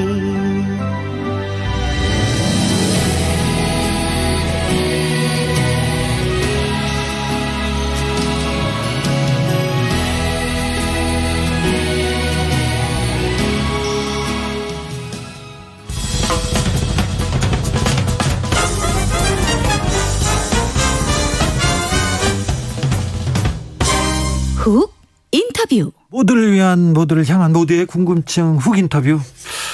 국민의힘 서울시장 후보로는 오세훈 현 서울시장이 확정됐습니다. 민주당은 이기는 선거로 만들겠다면서 서울을 전략 공천하겠다고 발표했는데요. 오세훈의 낯설자 과연 누구인지 알아보겠습니다. 송영길 전 민주당 대표가 서울시장 출사표를 던졌는데요. 만나보겠습니다. 안녕하세요. 네, 안녕하십니까. 머리는 괜찮으세요? 네, 다행히 괜찮습니다. 진짜 괜찮으세요? 걱정돼가지고. 아유, 네, 고맙습니다. 깜짝 놀랐어요. 네. 놀라셨죠? 우리 딸이 와서 울고 정처지 마라 그래서 나도 눈물이 날려 그러더라고요. 네, 그러면 아무튼 대선을 치르고요. 그리고는 계속 지방에서 고민하고 그다음 자숙의 시간을 가졌습니다. 그런데 당이 필요하다면 이렇게 나서겠다, 불쏘시개로 송영길을 써달라면서 서울시장에 출사표를 던졌어요. 네. 어떤 생각이었어요? 대선에 패배하고 저는 책임을 지고 깨끗하게 사표를 냈습니다. 네. 사찰에서 쉬면서 반구제기라기도 하죠. 이게 모든 문제의 책임을 자기 시인해서 구한다는 자세로 있었는데, 아니 저도 징계 아니는 상황이 됐잖아요. 많은 우리 지지자들이 마음 둘 곳이 없어 하지 16만 명의 새로운 당원이 입당을 했죠. 매주 금요일 토요일 민주당사에 수많은 우리 신규 당원들이 찾아와서 민주당 할 수 있다 격려를 보냈고, 또 많은 국민들께서 마음 둘 곳이 없어 텔레비도 안 보고 마음에 응어리어지고 우울증에 걸릴 정도의 호소를 하고 있는데, 네. 이번 지방선거의 가장 핵심인 서울에 네. 아무런 후보, 물론 김진애 후보님이 나왔습니다만 후보군이 너무 없이 사실상 방치된 상태였습니다. 김동연 전 부총리가 서울에서 싸워질 줄 알았는데 경기도로 내려가셨고 그렇습니다. 서울은 없었어요. 저도 사실 설득을 해보려고 그랬는데 딱 경기도로 가시겠다고 해서, 저는 전직 당 대표를 지낸 사람으로서 네. 이러한 시민들의 요구에 온몸을 던져 반응해야 되겠다라는 책임감을 갖게 되었습니다. 네. 3천여 명의 당원들이, 개혁의 딸들이 제 통장에다가 2,424원을 입금시켜줬어요. 그게 뭐예요? 서울로 이사 와라고. 이사. 아, 그래요? 그렇죠. 40명이 넘는 서울시의원들이 송영길 출마해달라고 제 공개 성명을 냈고, 많은 구청장, 시의원, 구의원 후보들이 자신들도 공천을 받아야 되기 때문에 지역 국회의원들의 눈치를 보느라고 공개적 의사표시를 못하고 있지만, 개별적으로는 거의 대부분의 구청장 후보님, 시의원, 구의원 후보들이 저한테 대표님이 꼭 서울시장으로 나와주셔야 저희들에게 도움이 됩니다 라는 부탁이 쇄도했습니다. 이재명 후보도 송영길 나와달라 좋아요 눌렀고요. 그다음에 측근이라고 볼 수 있는 의원들이 또 찾아가가지고. 네, 정성 의원님과 김남국 의원 네, 모셨습니다. 그렇기도 했어요. 그래서 대승적 결단을 내렸습니다. 그런데 민주당에서 서울을 전략 공천지역으로 하겠다는데 이게 무슨 말입니까? 아시다시피 6명의 후보가 등록을 했고 등록이 마감됐는데 네. 이제 서울 지역 의원님들이 좀 더 많은 후보를 찾아보자. 네. 지금 있는 후보로는 좀 부족하다. 네. 뭐 이래서 아마 그것을 지도부가 수용을 해서 전략 공천이 아니라 전략 지역으로 결정해서 비록 후보 마감이 됐지만 네. 추가로 후보군을 찾아보자, 이런 취지로 들었습니다. 그래서 경선하는 거죠? 경선을 갈지 전략 공천을 할지 두 개 다 가능성이 있는데, 아니 경선을 안 하고 전략 공천을 하면 다른 후보들이나 다른 지지자들이 그러면 잘했다, 민주당 잘해라 이렇게 얘기할까요? 그건 불가능할 거라고 봅니다. 전략 공천을 하고 경선을 하지 않는 것은 사실상 서울시장 포기 선언, 스스로 패배를 인정하는 선언이라고 봅니다. 그러니까요. 그 경선을 하지 않고 누구 데려와 가지고 그냥 이게 압도적으로 이길 사람이 있습니까? 찾기가 어렵죠. 그리고 어떤 사람을 하더라도 다른 사람들이 승복이 안 되니까 지지가 원팀으로 모일 수가 없다고 생각합니다. 그래서 저는 네? 처음에 송영길 추대로 나왔을 때 서울지역 의원님들이 반대 성명을 냈잖아요. 예, 예. 일부가. 네. 그래서 제가 페이스북에 내가 추대를 하는 게 아닙니다. 네. 나는 뭐라도 내 머릿속에 없다, 추대나 이런 이 전략 공천은. 자, 그래서 전략 공천. 송영길을 전략 공천한다 네. 하더라도 저는 반대할 겁니다. 아, 그래요? 그렇습니다. 누군가 전략 공천하면 어떻게 하겠습니까? 송영길 전략 공천해도 반대된다고요? 아니, 저는 분명히 하십시오. 저에게 전략 공천한다면 저는 반대할 겁니다. 네. 경선하자고 올 것입니다. 경선할 거예요? 네. 자, 전략 공천하면 반대한다. 송영길을 전략 공천하겠다 그래도 네. 저는 반대하고 경선으로 가겠다. 경선을 해달라고 지도부에 부탁할 것입니다. 그렇습니까? 네. 네. 전략 공천, 누구를 전략 공천한다는지 이낙연 전 대표 얘기도 나옵니다. 그건 잘 모르겠습니다. 몰라요? 제가 알려드릴게요. 이낙연 전 대표도 얘기도 나오고 강경화 전 장관 얘기도 나옵니다만, 박영선 전 장관 얘기도 나오겠지만, 그 어떤 사람이 나온다고 해서 경선을 안 하면 민주당이 그러니까 적어도 저 송영길 당 대표를 지냈던 사람이고 5선 국회의원 활동해온 사람이 정치적 생명을 걸고 제가 당을 위해 헌신하겠다고 나섰는데, 경선을 기회도 주지 않고 다른 사람을 전략 공천한다 그러면 네. 사실상 송영길 정치 생명을 끊는 행위 아닙니까? 네. 저 개인이 문제가 아니라 우리 박주민 의원님도 마찬가지고 정봉주 의원님, 김진애 의원님 그들을 지지하는 모든 당원들을 다 무시하는 행위가 될 텐데 당이 하나로 통합되기가 어렵지 않겠느냐. 네. 그러면 이 본선 경쟁력이 나오겠냐 하는 우려가 있습니다. 네. 경선 가겠죠. 경선 가겠죠. 자, 송영길이 서울시장에 나가면 오세훈 후보를 이길 수 있습니까? 누가 나가도 지는 선거입니까? 초기 단계에 그 정도 쉽지 않는 상황을 말씀드렸던 거고요. 예? 당연히 이길 각오와 의지를 가지고 출마한다고 생각합니다. 일단 중요한 것은 이번 서울시장 선거는 오세훈 후보의 싸움이 아니라고 봅니다. 사실상 윤석열 신임 정부와의 싸움이다 이렇게 생각합니다. 네. 윤석열 후보가 불과 0.73% 차로 승리를 했습니다. 예. 우리 민주당이 심상정 정의당 후보와 연대했으면 사실상 이겼습니다. 네. 그럼에도 불구하고 우리 민주당은 부정선거 논란 없이 깨끗하게 승복을 했습니다. 네. 그런데 윤석열 당선인께서 국민 대한민국을 하나로 만들겠다고 당선 사례를 붙여놓고 그게 잉크가 마르기도 전에 야당과 협치는커녕 한동훈 법무부 장관을 임명해서 야당에 대한 선전포고를 했고 안철수 같이 도와줬던 분도 팽시키고 네. 이태규도 입각을 안 시키고 네. 아까 일본 뉴스에 말씀하신 것처럼 자기 아는 사람들 동네 골목대장식 인사를 했습니다. 그리고 자기 당내에서도 정적이었던 홍준표, 유승민을 저격하기 위해서 윤핵관들을 뒷받침하고 있습니다. 그래서 저는 안철수 후보님이 말씀했던 것처럼 손가락을 자른 일이 취임도 하기 전에 지금 나타나기 시작했다 이렇게 봅니다. 네. 손가락을 자르기 전에 이것을 견제를 할 수 있는 균형을 만들려면 서울시장에 정말 송영길 같은 사람이 돼야 네. 이 정치적 경륜은 제가 윤석열 당선인보다는 선배 아닙니까? 진정한 충고를 할 수가 있다고 봅니다. 윤석열 당선인보다 후배는 없어요 정치권에. 그렇습니까? 네. 김영균님께서 민주당은 586 좀 교체해야 되는 거 아닌가요? 586 세대라는 것은 저희만 있는 게 아니라 지금에 있는 윤석열, 오세훈, 네. 박형준, 원희룡 다 같은 세대들입니다. 그러네요. 세대 전체가 없어진 것은 문화혁명 때나 있는 겁니다. 네.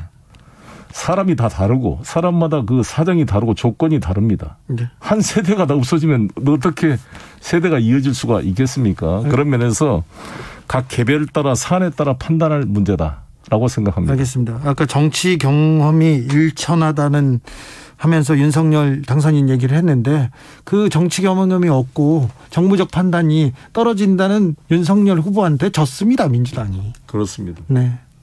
자성하고 반성하고 그래야죠. 그래서 반성하고 있습니다. 그렇습니까? 근데 반성해야 되는데 왜 나왔냐 이거 물어보시려고 그런 거죠? 아니요. 아니에요. 네. 아니요. 저 불쏘시개라도 한다면서요. 네. 근데 뭐 좋아서 나온 것도 아닌 것 같은데. 이종영님, 오세훈은 지지층 굳건합니다. 윤석열은 싫어도 오세훈은 좋다는 말 많습니다. 어떻게 이기실 거예요? 그게 바로 부동산 정책입니다. 네.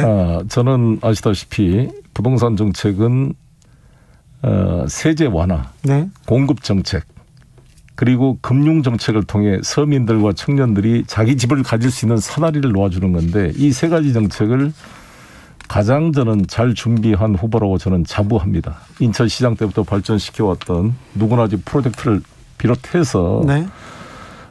용적률 500% 향상을 통한 재건축의 활성화, 그리고 동시에 재건축 조합의 비리를 막기 위한 구체적 대안도 다 준비를 하고 있습니다. 한번 보여주겠습니다. 10대 공약을 제가 준비를 했고요. 알겠습니다. 또 하나는 제가 이번 일요일 날 오후 3시 이제 홍대 상상마당에서 제가 출마 기자회견을 하려고 그러는데요. 여기서 제 메인 공약, 1대 공약, 유엔 본부 이 서울 유치 공약을 구체적으로 제가 제시를 하겠습니다. 유엔 본부를 어떻게 데려와요? 네, 그것을 보여주겠습니다. 아무 말이나 던지는 거 아닙니까? 네, 저는 송영길이기 때문에 가능합니다. 가능합니까? 제가 인천시장 시절에 세계 녹색 기후기금을 폴란드, 독일과 경쟁해서 유치에 성공했습니다. 네. 당시 제가 야당 시장이었습니다. 이명박 대통령과 협력해서 초당적으로 GCF를 유치했는데 이것은 우리나라 역사상 국제기구의 분사무소나 지부사무실이 아닌 헤드쿼터가 온 것은 최초의 일입니다. 단군일의 최초의 일을 제가 성공시켜서 현재 500여 명의 국제적 직원들이 송도 경제자유구역에서 근무를 하고 있습니다. 쉽지는 않겠지만 친구인 푸틴 좀 말려주세요. 전쟁도 좀 그치게. 자, 민주당 당대표 시절의 부동산 정책에 대해서는 어떻게 평가하십니까? 질문합니다. 문제가 있었다고 생각합니다. 이 부동산 공급은 최소한 3년에서 5년이 걸리기 때문에 네. 집권 초기에 공급 정책을 활성화하지 않으면 하반기에 이게 문제가 되거든요. 그래서 저희들이 그것은 반성해야 되는 문제이고 이 세금을 징벌적 수단으로 사용해서는 안 된다고 봅니다. 우리 많은 이 서울에 있는 이제 종부세 대상 가옥들이 자신이 원해서 집값이 오른 게 아니라 집 한 채밖에 없는데 자기 집값이 올랐다고 현금으로 세금을 내라 그러면 현금 소득이 없는 분들한테는 커다란 부담이 되지 않을 수가 없는 것이죠. 그래서 이에 대한 획기적인 조정이 필요하다는 알겠습니다. 것입니다. 민주당 전략공천에 대해서 다시 한번 묻겠습니다. 네. 서울시장 전략공천지로 묶었는데 네. 송영길을 전략공천하려는 거 아닙니까? 아니 저도 대상의 하나라고 말씀을 이 지도부는 하고 있는데 아까 말씀드린 대로 저도 전략공천을 반대한다는 입장을 밝혔습니다. 네. 만약에 경선을 하지 않고 전략공천으로 가면요. 네. 무조건 반대다. 당 지도부한테 경선해 줄 것을 요청하고 있습니다. 그래요? 네. 만약에 안 받아주면요? 그 문제는 가정에 할 게 아니라 일단 저는 당 지도부가 네. 상식에 입각해서 이 경선을 하지 않을 수 없다고 생각합니다. 알겠습니다. 이재명 후보와 지금 민주당 대표로 대선을 치르셨어요. 네. 네. 가장 많은 표를 얻었다는 것까지는 알겠습니다. 어쨌든 지긴 했지만 가장 최근에는 어떤 얘기 하셨습니까? 저는 이재명 후보가 이번 대선에서 선전했다고 봅니다. 물론 패배의 책임은 당연히 있지만 그러나 이 소중한 1,600만 명이 넘는 이러한 이 지지를 외면해서는 안 된다고 생각이 들고 이재명 후보께서 빨리 복귀해야 된다. 빨리 복귀한다. 빨리 나와서 자기를 지지해 줬다가 대선 패배로 마음 둘 곳이 없는 우리 지지자 당원들을 위로해 줄 책임이 있다고 봅니다. 물론 이재명 후보 본인도 괴롭겠지만 이재명 후보를 찍었던 우리 국민 당원들의 얼마나 마음이 허전합니까? 이들을 위로해야 될 책임이 있는 거 아니겠습니까? 네. 후보한테. 그걸 반드시 빨리 해야 된다. 그리고 나서 이번 지방선거에 어떤 형태로든지 역할을 해야 된다고 봅니다. 그리고 국회로 가야 됩니까? 당대표로 갑니까? 보궐선거의 참여 여부도 이제 국민적 여론을 들어야겠지만 저는 복귀를 해야 된다라고 생각을 합니다. 그래, 빨리 복귀해야 된다. 그럴 책임이 있다. 그렇습니다. 왜냐하면 지금 이 윤석열 이 정부 하는 거 보면 이게 간단치가 않잖아요. 예. 심각한 상황 아닙니까? 그래서 저는 진정으로 대선 패배의 책임을 진다는 것은 뒤에 후방에 들어가서 요양소에서 쉬는 것이 아니라 다시 힘을 차리고 신발끈을 메고 최전선에 서는 것이다. 저는 이렇게 생각합니다. 아니 그러니까 이재명 상임 고문하고 최근에 어떤 얘기 하셨어요? 송영길 서울시장에 대해서 얘기했습니까? 아니면 이재명 후보의 앞날에 대해서 전망하셨어요? 아무튼 우리 두 사람 모두가 이번 지방선거 승리를 위해서 뭔가 힘을 합하고 협력해야 된다는 거 아니겠습니까? 그런 게 추상적인 이야기만 드리겠습니다. 다 알고 있으니까 하나 얘기하고 가세요. 네, 알겠습니다. 자, 민주당의 앞날도 걱정인데 윤석열 정부 지금 인사를 놓고 있잖아요. 앞으로 어떻게 됩니까? 어떻게 된다고 보고 전망하십니까? 이미 정말 큰 위험의 단계로 들어서고 있다 이렇게 생각합니다. 벌써 취임덕이란 말이 옥스퍼드 사전에 올라갈 것 같아요. 그래요? 레임덕에 이어서 아마 대한민국에서 만들어진 새로운 단어로 등록이 될 것 같습니다. 그러면 국민들은 민주당을 쳐다보게 될까요? 민주당은 어떻게 됩니까? 그럴 수 있는 대안을 만드는 게 이번 지방선거 과정이고 그래서 제가 출마한 이유 중에 하나라고 생각합니다. 저는 당대표가 되자마자 조국 문제에 공개적으로 사과를 했고 부동산 종부세 양도세 완화 법안을 여러 가지 찬반 논란 끝에 통과시켰고 또 부동산 공급 대책에 대한 획기적 대안을 제시해 왔습니다. 네. 이러한 구조를 가지고 이념의 어떤 적인 정당으로 비춰지는 민주당을 개혁적 실용주의 정당으로 전환시키는 뉴 민주당 플랜이 시작됐나 봅니다. 그런데 앞장서도록 하겠습니다. 네. 제가 서울시장으로 후보로 나가게 된다면 서울 시민을 설득할 수 있는 것은 새로운 변화를 입법을 통해 제도화시켜야 되는데 172석의 민주당 협력 없이는 윤석열 당선인 이제 대통령 취임하시고 나면 그 윤석열 정부로서는 단독으로 해결할 수가 없기 때문입니다. 네. 민주당의 검수완박에 대해서 국민들도 좀 설득을 해야 될 것 같아요. 아직 좀 이해하고 지지하는 사람들이 좀 적은 건 맞습니다. 저는 검수완박이라는 표현을 안 썼으면 좋겠고요. 네. 수사권, 기소권 분리다. 수사권, 기소권을 모두 가지고 있는 무소불위의 권력 검찰은 대한민국이 세계에서 유일하다. 네. 그래서 수사권을 경찰한테 주는 게 아니라 새로운 이제 국가수사청의 그런 기구를 만들 거 아니겠습니까? 네. 그 기구에 주더라도 검찰이 수사에 대해서 계속 보완 요구권, 네. 중단 교체 요구권이 있고 압수수색 구속영장 신청이 경찰에서 들어오면 이걸 청구할지 말지를 검찰이 걸러서 결정합니다. 네. 또 기소 독점주의에 막강한 권한을 가지고 있습니다. 따라서 전혀 검수완박이란 말은 틀린 말이다. 알겠어요. 중수청을 설립한다. 수사 기소 분리하고 중수청 설립한다. 중수청이 법무부 장관의 지휘를 받게 되는데 한동훈 법무부 장관 후보자가 됐어요. 이 부분은 어떻게 됩니까? 그 문제는 아마 계속 보완이 될 겁니다. 새로운 기구 문제는. 일단은 지금 이번 법은 중요한 게 수사 기소 분리가 제일 중요한 목표다. 알겠습니다. 윤석열의 한동훈 지명은 어떻게 보시는지. 민정수색을 없앤다 그러더니 완전히 뭐 파출소 없애고 경찰서 만드는 꼴 아닙니까? 거기 와의 법무부 장관한테 민정수석 임무까지 통합시키고 네. 법무부 장관이 가지고 있는 가장 강력한 권력이 인사권 아니겠어요? 예. 그러면 검찰총장 출신 대통령에 자기 완전히 수족 같은 사람의 법무부 장관 인사권, 완전히 검찰공화국을 완성시키는 그런 행위라고 보여지고요. 네. 이것은 모든 세상의 이치가 물극필반, 과유불급이라고, 이런 행위는 반드시 이 정권에 다시 부메랑이 돼서 이 정권을 압박하는 요인이 될 것입니다. 네. 마지막으로 자, 이번 지방선거에 임하는 송영길의 포부 듣겠습니다.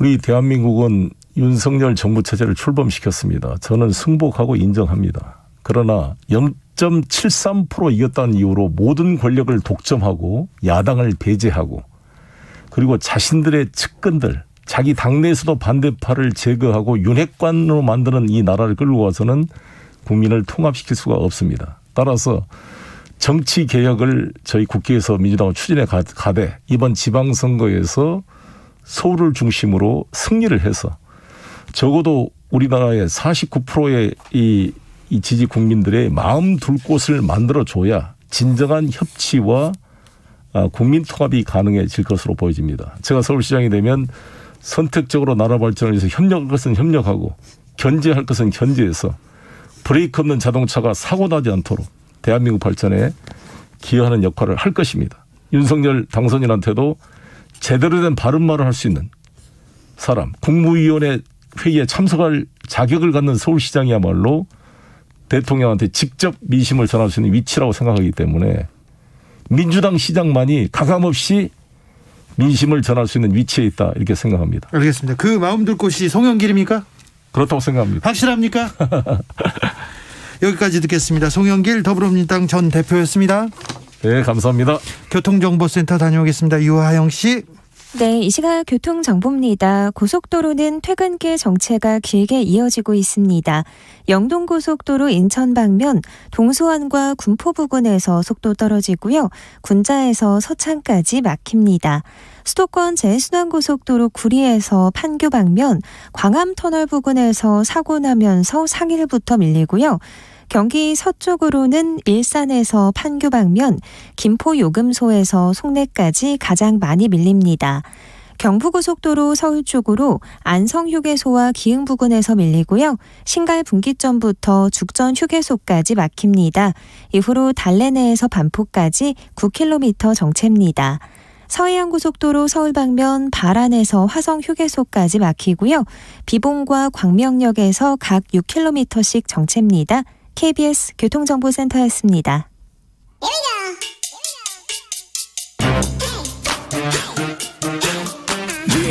뉴스를 향한 진지한 고민, 기자들의 수다. 라이브 기자실을 찾은 오늘의 기자는 한결의 김민아 기자입니다. 네, 안녕하세요. 네. 한동훈 이렇게 불렸을 때 국민의힘 사람들은, 당직자들이나 그 의원들은 무슨 얘기했습니까? 다들 굉장히 놀랐다고, 아무도 몰랐던 인선이었다는 얘기를 되게 많이 들었습니다. 와, 그랬습니까? 헐, 그랬습니까? 두 번째였던 것 같은데요. 네. 국민의힘 내부에서도요? 네네, 맞습니다. 알겠습니다. 자, 안철수 인수위원장, 칩거 드문 불출 어떻게 된 겁니까? 지금 오늘 하루 종일 기자들 안철수를 찾아라를 네. 진행한 것 같습니다. 네. 오늘 사실 인수위원장 맡고 나서 거의 매일 주말에도 인수위 사무실을 들렸던 안철수 위원장인데요. 오늘은 예정됐던 행사에 모두 불참하면서, 아무래도 나는 뭐 총리 안 한다, 입각하지 않겠다, 내가 사람을 추천하겠다 그랬는데 추천했는데 좀 안 받으러다 드린 부분이 좀 그런 것 같아요. 윤석열 당선인은 뭐라고 합니까? 네, 사실 오늘 윤석열 당선인의 발언이 조금 더 세기를 박은 거 아닌가 이렇게 생각이 들었습니다. 그러게요. 오늘 장관 두 후보자에 대해 발표를 하면서 관련 질문만 이어지자 무슨 말인지 모르겠다. 안철수 질문 이어지자 모르겠다 이렇게 얘기했어요? 네, 그렇게 말했고, 추천받은 분들과 우리나라의 인재풀에서 저희가 잘 찾아서 비교하고 그렇게 해서 후보자를 선정한 것이다. 그러니까 추천을 받았고 잘 추려서 선정한 게 이분들인 거고, 본인이 이제 안철수 위원장이 추천한 사람을 아예 배척하거나 이런 건 아니다라는 취지로 굉장히 항변을 했는데요. 사실 근데 이태규 네네. 의원이 사퇴하면서 지금 유난 공동정보 물 건너 가는 거 아니냐, 이거 파열음 들린다고 했어요. 그 이후에 만났습니까, 둘이? 안철수 위원장과 윤석열 당선인은 만났습니다. 둘이 만나서 이제 왜 이렇게 인선을 하게 되는지에 대한 설명을 윤석열 당선인이 했는데, 그 자리에서 이제 안철수 위원장은 아무런 말을 하지 않았다. 아무 말도 안 했어요? 네네, 그렇게 전해지고 있고. 내가 이런 안철수 심리 분석 제가 잘하는데. 네네, 그럼 어떤 심리였을까요? 제가 그분이 말 안 그 끙 했을 때 제가 그때 오래 얘기를 해본 적이 있거든요. 네네. 옛날에 문재인 안철수 단일화 과정에서.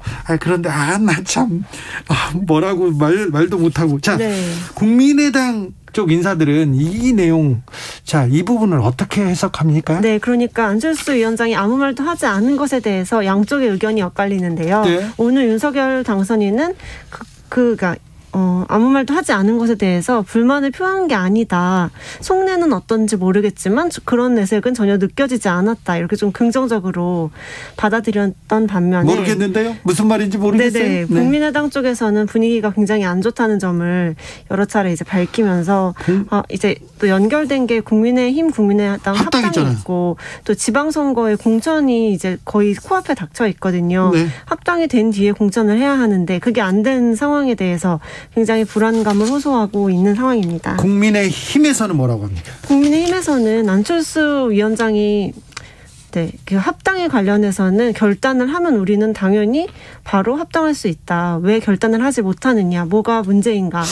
뭐가 좀 이렇게 속이 안 꼬였느냐? 이런 분위기. 국민의힘 그리고 윤석열 당선인 쪽 뭐가 뭔지 모르겠어? 뭐가 문제냐? 이렇게 얘기하네요. 그렇습니다. 일단 둘이 단일화할 때는 공동인이 뭐든 줄 것처럼 얘기하다가.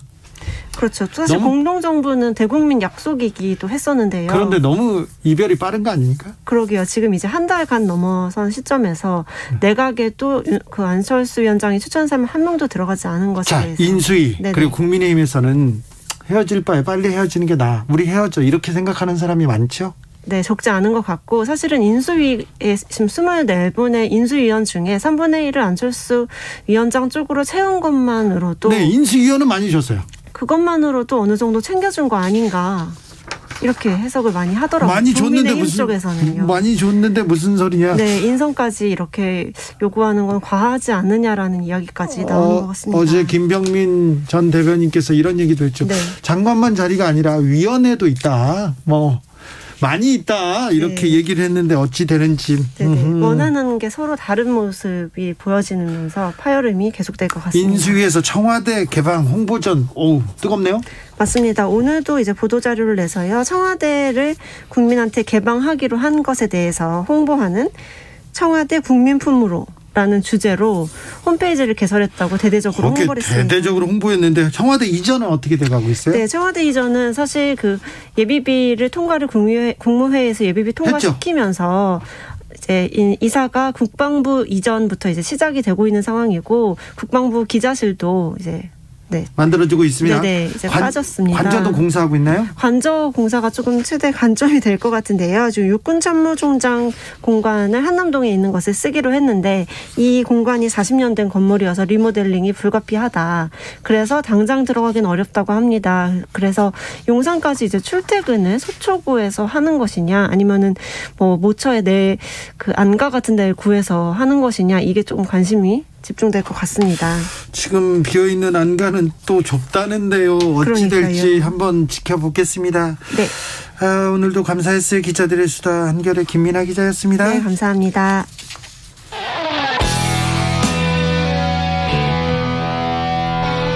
스치기만 해도 똑똑해진다. 드라이브 스루 시사 주진우 라이브.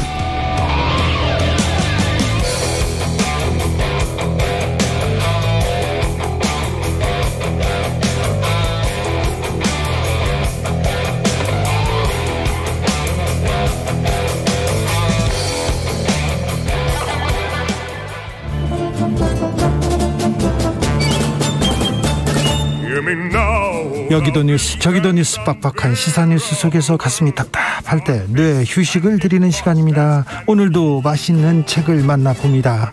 책의 맛.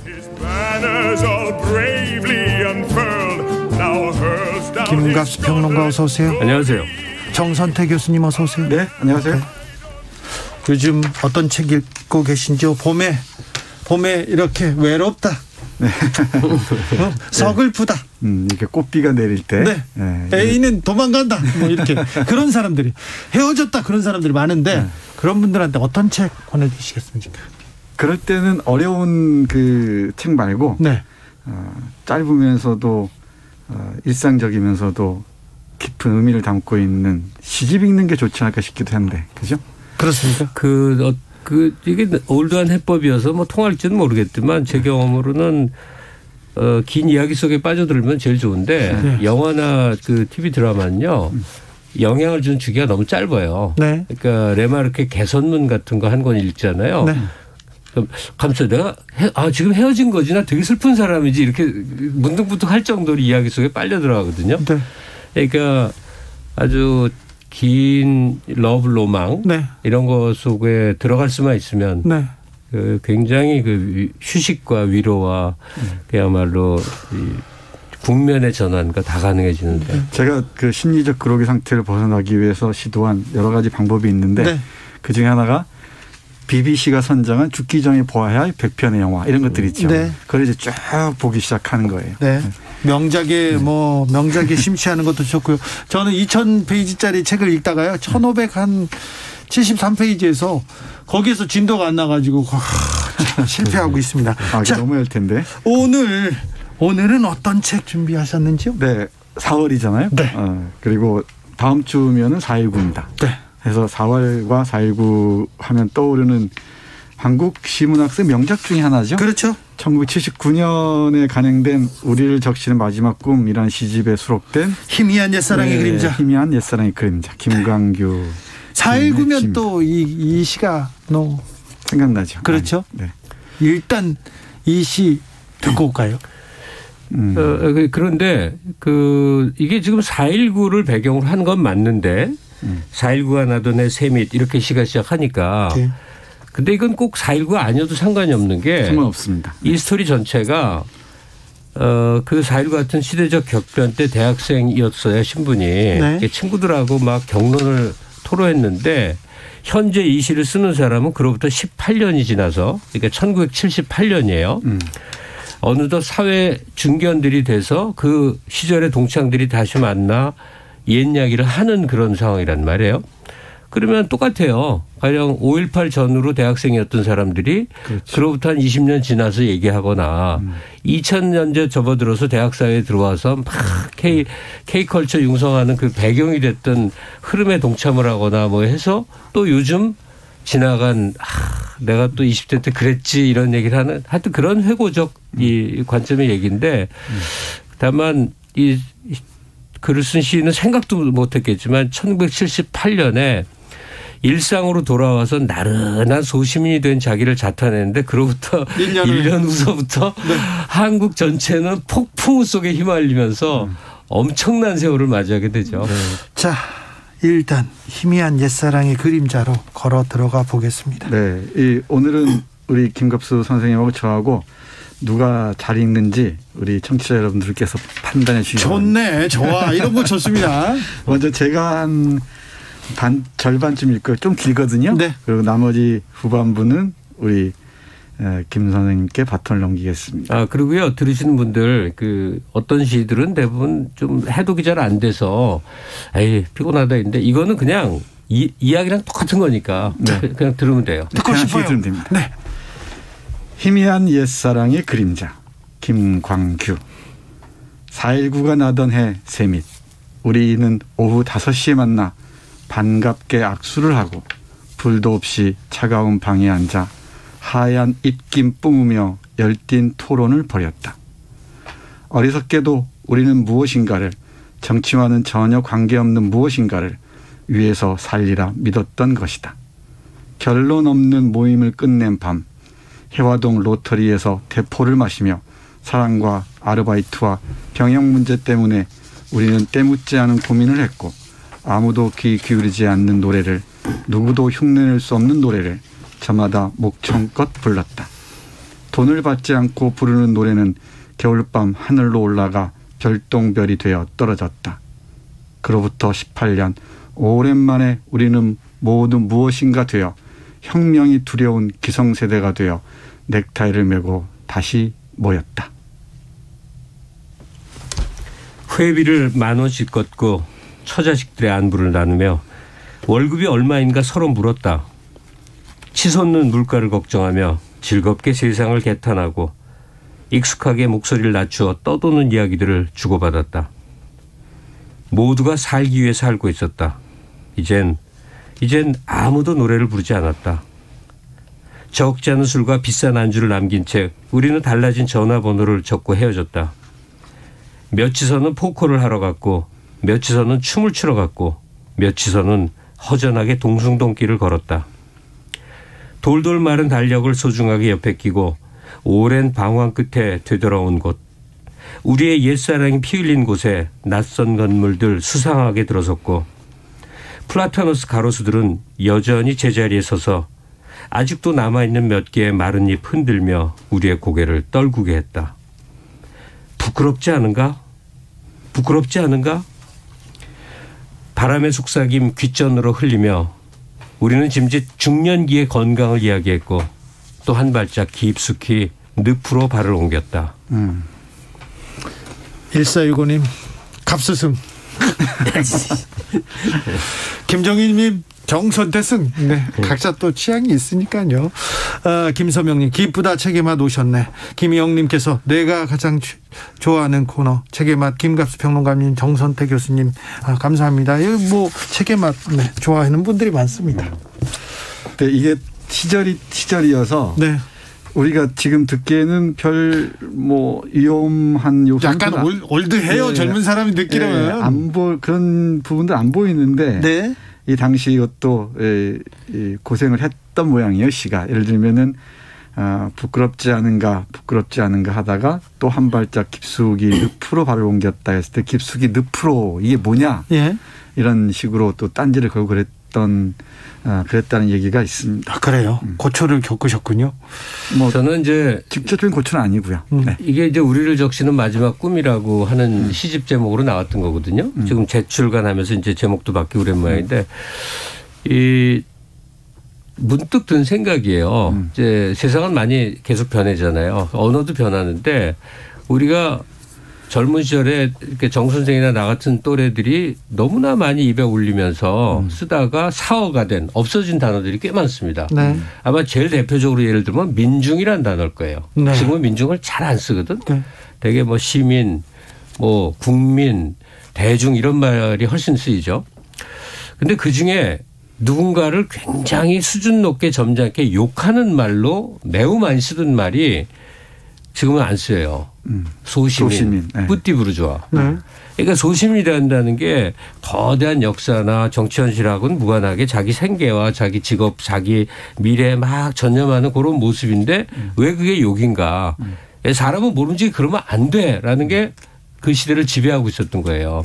그러니까 이 김광규 시인의 우리를 이 희미한 옛사랑의 그림자도 한때 이 세상의 일부처럼 큰 포부를 가졌으나 그렇죠. 네. 나의 현재의 생계에 충실하고 있는 소시민화되어 있는 자신을 뼈아파하는 거거든요.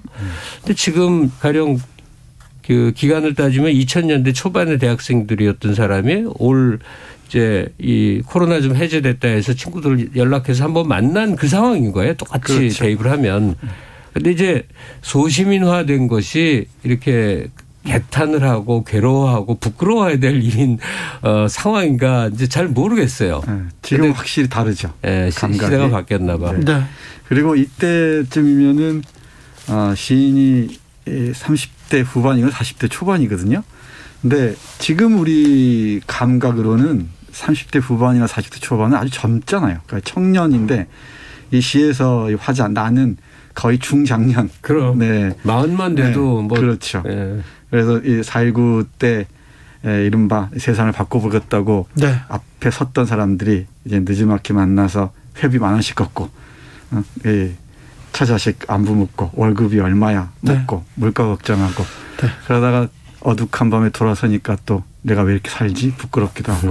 6169님께서 그래요. 살기 위해서 살았죠. 그때는 1223님 이해하기 쉬운데 많은 내용이 담겨 있네요. 네, 이렇게. 그렇습니다. 이 생활만큼 이 버겁고 힘겨운 게 없으면서도 생활만큼 무시하기 쉬운 것도 없잖아요. 근데 이 생활과 어떻게 부딪히는가 그 접점에서 과거의 나와 현재 나의 그 접점에서 이 부끄러움이라는 감정을 어떻게 사귈 것인가. 네. 이 시에 절절하게 배어 있습니다. 김광규 시인의 다른 작품 하나만 또.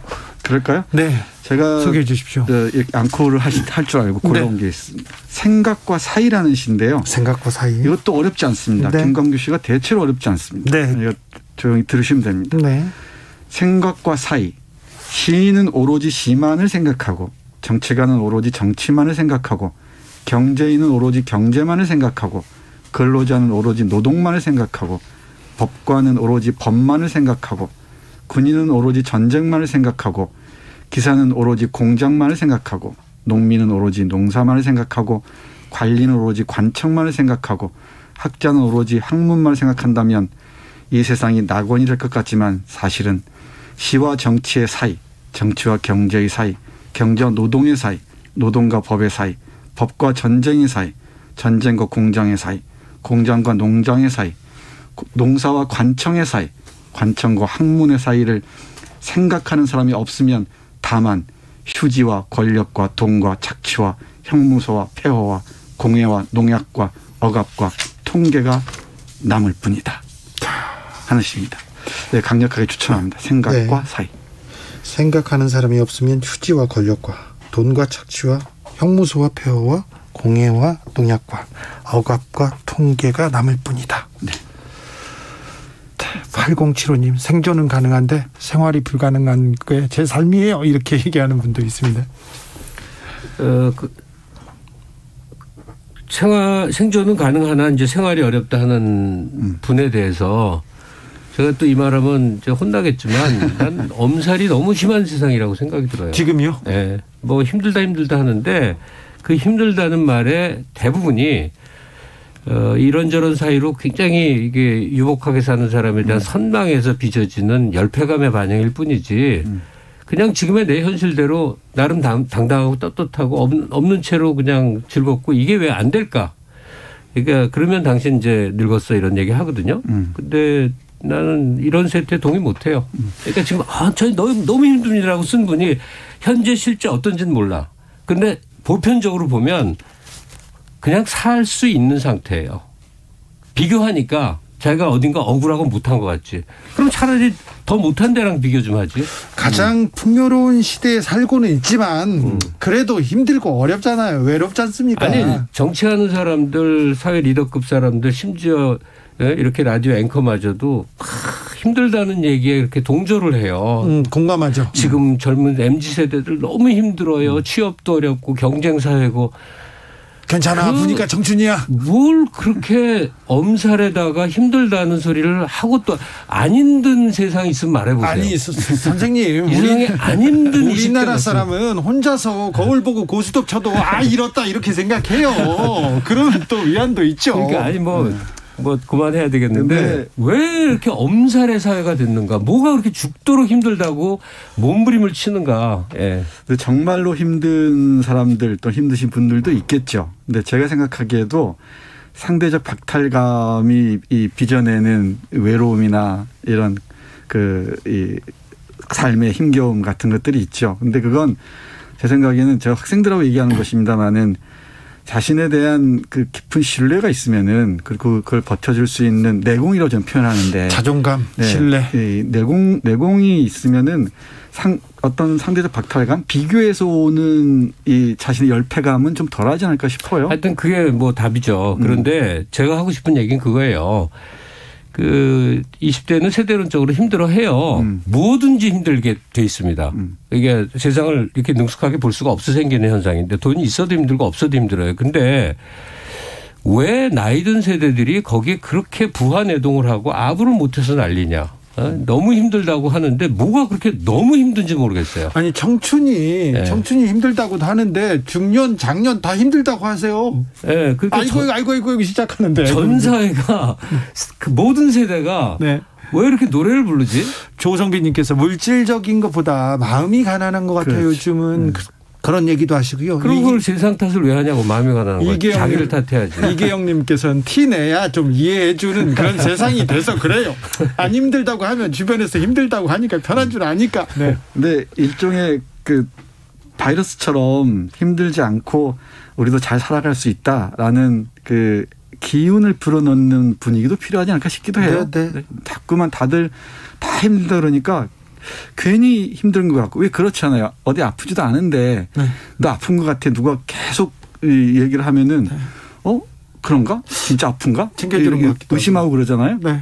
괜히 아프다고 해야 사람들이 내 말 들어줄 것 같고 확실히 이 좋은 기운을 함께 공유하는 게 좋지 않겠습니까? 안 힘들다, 행복하다, 나 참 좋다, 막 그런 좀 에너지를 또 발산하는 것도 좋은 책에 막 들으면서 김광규 시집 읽고 이러면서 이런 시간을 갖는 것도 행복하지. 그렇죠. 그러니까 고통스럽고 극단적으로 해서 죽고 싶어 이게.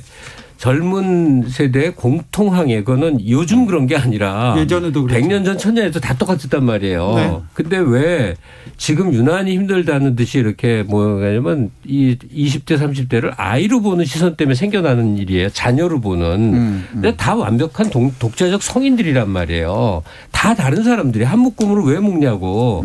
그러니까 굳이 20대라고 묶을 수는 있을지 모르나 그 개별적 상황들은 다 다르고 사람들은 다 다른데 그렇게 이제 자꾸 말하는데 엄살의 사회 분위기에 다들 편승해 갖고 뭐 그렇게 그러는데 조이 오케이님께서 20대는요 돈을 못 벌어서 힘들어요. 미래를 꿈꿀 수가 없어서요. 미래가 없다는 건 희망도 없으면 절망하니까. 미래를 꿈꾸는 건 지가 알아서 할 일이고 돈은 없는 게 당연하지. 돈이 없는 게 당연하지. 그렇지 20대가. 왜냐하면 쓰고 싶은 돈이 얼마 많겠어요. 사고 싶은 거 명품 사고 싶은 거 많겠지. 근데 특별한 부유층 자녀 아닌다면 돈이 어디 있냐고. 없는 게 당연한 건데. 그래서. 당연한 걸 나라가 해결해 주나요? 그러니까 누구라도 욕하고 싶은 거 아니에요. 누구라도 좀 너라도 희생양으로 그게 잡아서. 어린애거든. 자기가 직면한 문제에 대해서 다른 외부의 탓을 돌려서 막 고함치는 게 애기거든요. 그건 자기 인생에게 책임지고 좀 어른 애기들도 많아요. 정치권에 많잖아요. 넌탐만 하고. 네, 그게 많아. 그래서 오늘 뭐 어떻게 얘기가 흘러 이렇게 왔네. 좋네요. 이게 맛이죠. 책의 맛이죠. 그렇죠. 시 읽다 보니까 얘기 흘러가는 거죠. 시를 보고 이런 얘기로 가는 게 뭐 우리의 또 의식의 흐름속. 우리 젊은 청춘들, 청년들이 힘들어한다 그러니까 저는 우리가 잘 사는 나라잖아요. 제가 흔히 하는 얘기인데 잘 사는 나라니까 청춘들에게 알바에 좀 신음하지 않게 좀 실패해도 두렵지 않게 이 청년 수당도 좀 적극적으로 주고 하면서 연애도 하라 그러고 놀기도 하라 그러고 실패도 두려워하지 말라 그러고 그런 분위기도 만들어가는 게 좋을 것 같아요. 연애를 포기하고 사랑을 기피하는 그런 청춘이라 그렇죠. 이거는 또 절대 정말 절망적이죠. 네, 이 부분이 절망스럽습니다. 서태웅님, 힘듦은 상대적 개념입니다. 내 기준으로 상대방을 바라보고 평가할 자격 그 누구도 없습니다. 그렇기도 해요. 상대적이에요. 행복도. 그렇죠. 그렇습니다. 인스타 보고 남은 잘 사는데 어유 명품 들었는데 나 저거 갖고 싶어 나를 못 가져. 그러면 불행하죠. 그렇죠. 불행하죠. 네. 근데 뭐 얘기를 하던 김에 하면 힘들지 않은 게 행복한 건 아니에요. 그야말로 행복이라는 건 이제 상대적인 거고 그 고통이 충만한 삶을 가져다 주는 게 틀림없거든요. 그러니까 지금 현재 자기가 위치에 있는 여러 상황이 있어요. 경제적으로 곤란하다든지 자기 커리어에 있어서 정말 절망적이라든지 많은 어려움들이 있잖아요. 근데 그게 자기 삶을 마구마구 가동시키는 에너지원이 되는 사람이 있고 반면에 그냥 자포자기하고 변명 들어놓고 세상 개탄하고 하면서 한없이 쪼그라들어다가 그 어른 아이가 돼갖고 누구 탓만 하는 사람도 있단 말이에요. 네. 그러면 안 되죠. 거기서 벗어나시기 바랍니다. 이 봄날에는요. 김광규 시인의 시를 읽어봤습니다. 오늘도 감사했습니다. 김갑수 평론가, 정선태 교수님 감사합니다. 네, 고맙습니다. 풍요로운 세상이지만 비교되는 사회 속에 자괴감에 빠지는 것 같습니다. 바바얌님이 이렇게 글을 주셨네요. 그렇습니까? 네. 루시드 폴의 물이 되는 꿈 들으면서 저는 여기서 물러가겠습니다. 애청자 인증 퀴즈의 정답은 만우절이었습니다. 만우절. 저는 내일 오후 5시 5분에 돌아옵니다. 지금까지 주진우였습니다. 물이 되는 꿈